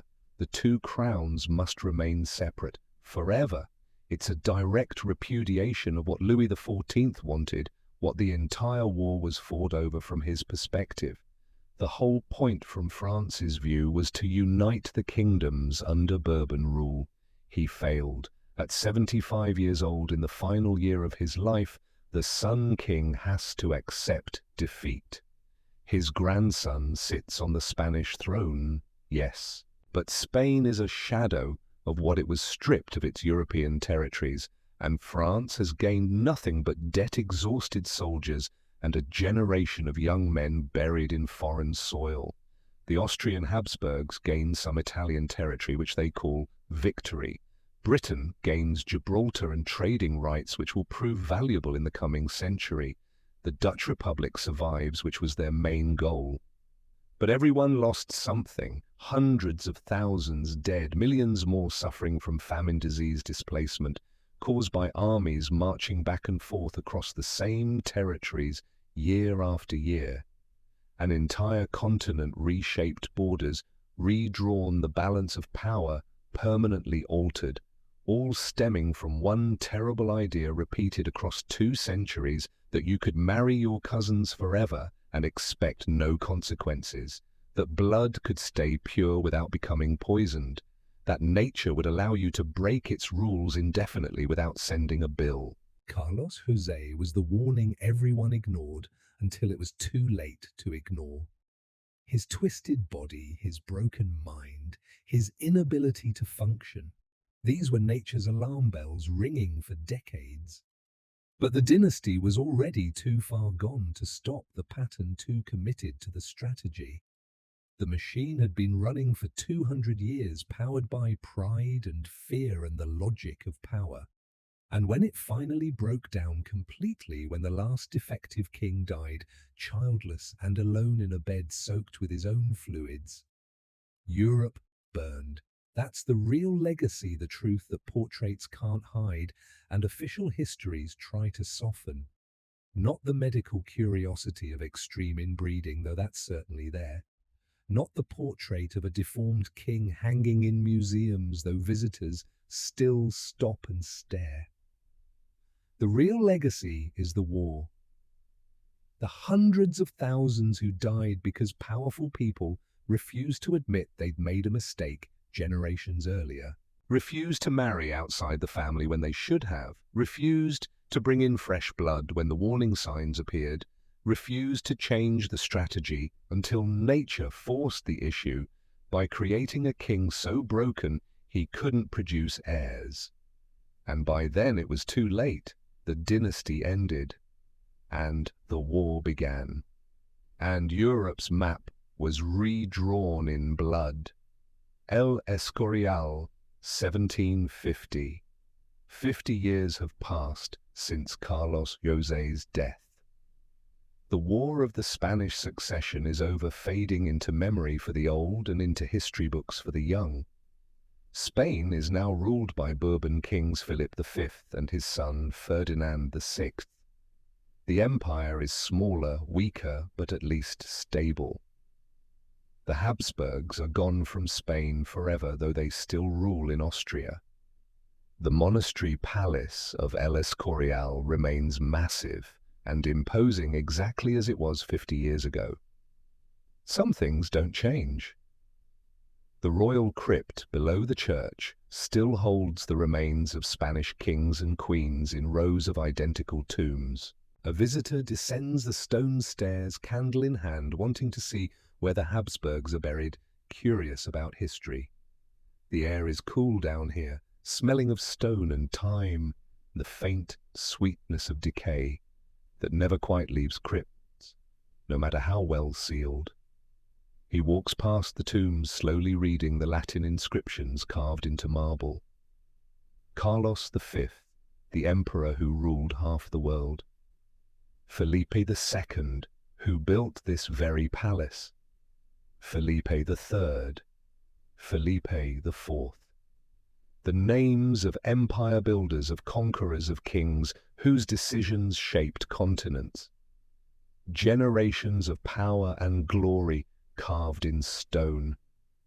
Then at the end of the Habsburg row, smaller than the others, less ornate, Carlos II. The inscription is brief, almost embarrassed in its brevity. No grand titles beyond the necessary ones, no celebration of achievements, there were none to celebrate. No lengthy recitation of territories ruled, though technically he ruled them all, however nominally. Just his name and the dates. Carolus Secundus Rex Hispaniae, 1661 to 1700, 39 years. The visitor stands there for a long moment thinking about the stories he's heard. The mad king. The bewitched one. El Hechizado, they called him. The last Spanish Habsburg. The king who couldn't speak or walk or rule. The king whose death started a war that killed hundreds of thousands. Was it his fault? The visitor wonders aloud, his voice barely a whisper in the crypt, not expecting an answer. A monk passing through on his rounds of prayer hears the question. He pauses, considering whether to engage. Then, no, the monk says quietly, voice echoing softly off stone. He didn't choose to be born, didn't choose his parents, didn't choose the blood in his veins or the body it created. Then whose fault was it? The monk pauses, candle flame flickering, casting dancing shadows on the walls. The ones who came before. The ones who knew better, but chose pride over wisdom. The ones who thought they could ignore nature's laws because they wore crowns and commanded armies.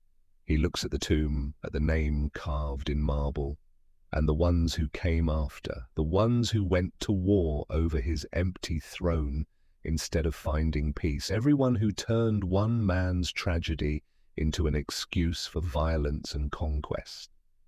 The visitor nods slowly, understanding, settling like weight. Could it happen again? Could a family make the same mistake? No, the monk says, with certainty. Or at least not the same way. The world is learning slowly. Knowledge spreads. People understand more about how bodies work, how inheritance functions, even if they don't have all the answers. But pride, fear, the desire for power and purity, those haven't changed. Those are human nature, and human nature doesn't evolve as fast as human knowledge. They stand in silence for a moment, two living men contemplating death and history and human folly. Above them, Spain continues under Bourbon rule. The empire is smaller now, less powerful, still recovering from the war and from decades of Habsburg decline before that. But it endures, change certainly, diminished undeniably, but alive in ways Carlos Jose never was, functioning in ways his broken body never could. The visitor thanks the monk and leaves, climbing back up stone stairs toward light and air. The monk returns to his prayer's voice, joining the eternal hum of devotion that fills El Escorial day and night. And in his tomb, Carlos Jose rests in darkness, surrounded by ancestors who created him through choices that seemed reasonable at the time. Unknown to him, unknowable to him, even if he could wake, his story has become something more than personal tragedy. A cautionary tale whispered in medical schools, where doctors are beginning to understand heredity, are starting to grasp why marrying close relatives is dangerous. A case study debated in royal courts, where marriage policies are slowly, reluctantly changing. A warning about the dangers of isolation, of pride, of refusing to evolve or adapt or admit mistakes. But he knows none of this. He is simply gone beyond pain and confusion and suffering. And perhaps that's mercy. The final mercy he was denied in life. Vienna, 1866. A monk named Gregor Mendel publishes a paper about pea plants, about traits and inheritance, about patterns he's discovered through careful observation and experimentation, about how characteristics pass from parent to offspring following mathematical rules, about dominant and recessive traits, about the laws governing heredity. It's the birth of genetics as a science, though few recognize it immediately, though it will take decades for his work to be truly understood and appreciated. But some scholars reading Mendel's work in quiet libraries and university offices think immediately of the Habsburgs, of that jaw that appeared again and again across generations, of the mental problems that plagued the later rulers, of Carlos José, the final terrible example of accumulated genetic damage. They begin to understand finally what the family did to itself. Not witchcraft, not divine punishment, not bad luck or curses or demonic possession, just mathematics, just biology following its inexorable rules, as reliable as gravity or the movement of planets. When you marry cousins repeatedly, generation after generation, you reduce the variety in your genetic material. Recessive traits, the harmful ones usually hidden when you have two different copies, find matching copies in both parents and express themselves, becoming visible, becoming undeniable. Generation after generation, the probability increases like compound interest on a loan, until eventually you get Carlos José, the perfect storm of accumulated flaws finding each other. Every broken instruction matching its mirror. Every hidden defect becoming visible, every weakness doubling and amplifying. The scholars write papers with titles like Genetic Analysis of the Habsburg Dynasty and Consanguinity and Royal Inbreeding. They use the Habsburgs as case studies in heredity, in the dangers of limited genetic diversity. They calculate the inbreeding coefficient, the measure of how related someone's parents are for each generation. For Carlos José, the number is shocking to even experienced geneticists, nearly as high as what you'd expect from siblings having children. Not because his parents were siblings, they weren't, they were uncle and niece, but because 200 years of cousin marriages had created the same effect, had narrowed the bloodline until the distance between relatives collapsed to nearly nothing. The family tree had become a circle, and Carlos José paid the price. The research spread slowly through European universities, through medical schools, through the growing scientific community. Medical students study his autopsy report, unsealed, now no longer a dangerous secret, just historical data. They marvel at how he survived at all with organs so malformed, with systems so broken. Some call it a medical miracle that he lived 39 years.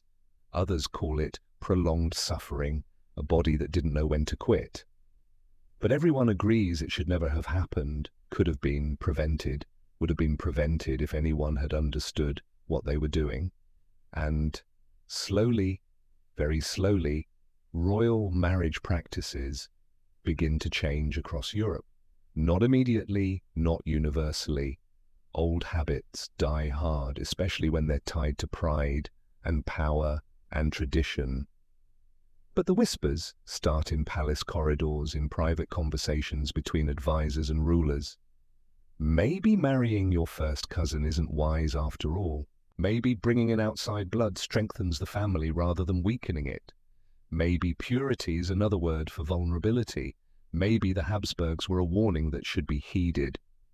By the early 1900s, European royalty is intermarrying less often with close relatives, looking to more distant connections, bringing in fresh bloodlines. They're learning the lesson the Habsburgs taught at such terrible cost. But it's too late for Carlos José. Too late for the hundreds of thousands who died in the war over his succession. Too late to undo 200 years of choices made with the best intentions and the worst outcomes. The knowledge came too late, as knowledge often does. The warning was given, but only after the disaster had already happened. Museo del Prado, Madrid. Present day, the museum is busy on a Saturday afternoon, tourists flowing through galleries filled with centuries of Spanish art. Velázquez's masterpieces draw crowds. Goya's dark paintings make people pause and think. But in a smaller gallery, less visited, hang portraits of the Spanish royal family across generations. And there among them, Carlos José's official portrait. It's not particularly large or impressive compared to some of the other works, not dramatically lit like the Caravaggios in another wing, not technically brilliant like the Velázquez portraits nearby.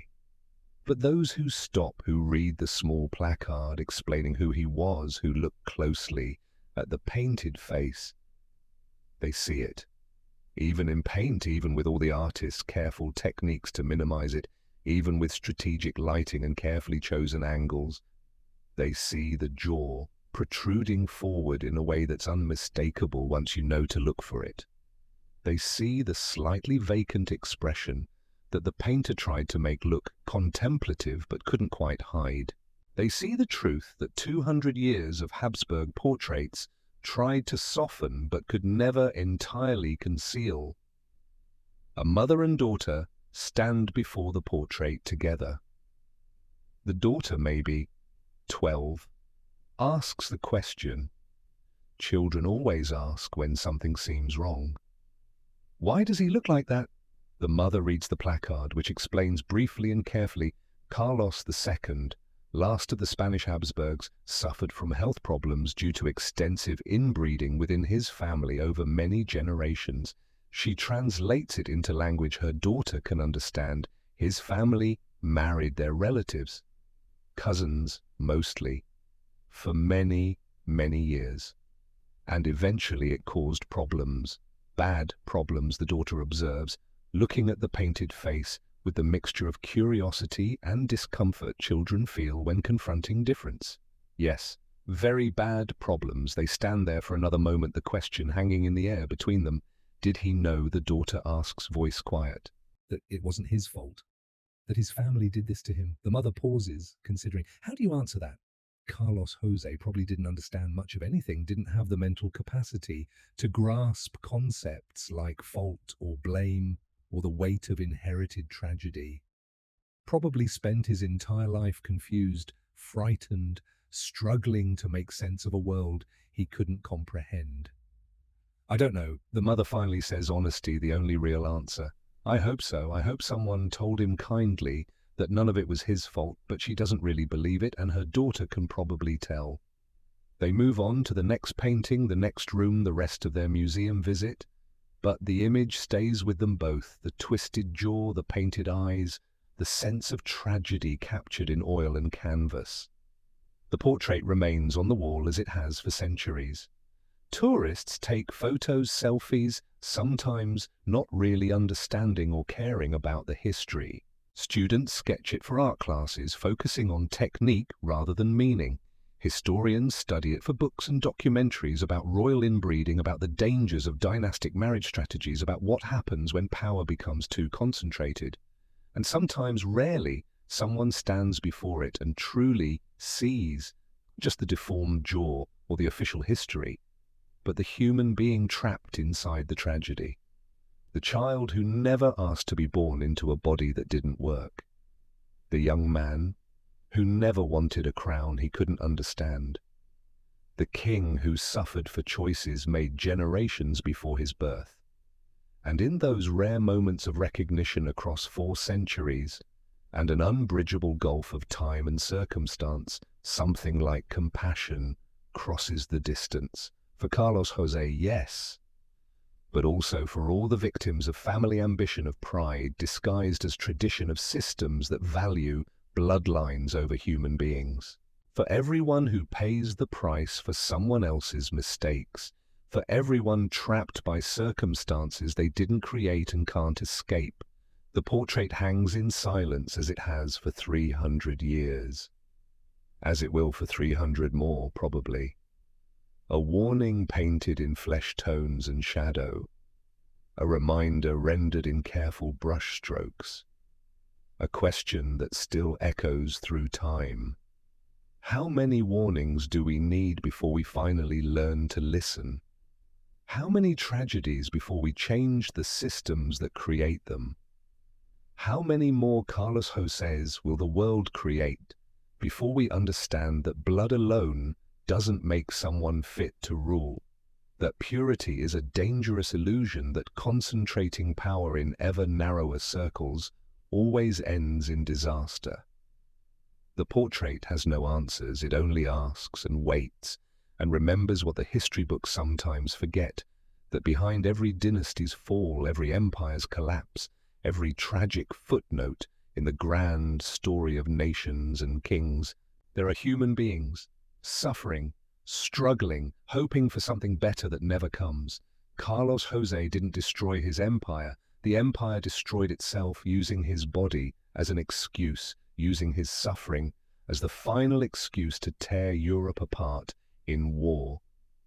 And now he rests in darkness beneath El Escorial, his name a cautionary tale, his life a warning. The last Habsburg king of Spain, the final bill come due, the reckoning made flesh, silent, still, forever.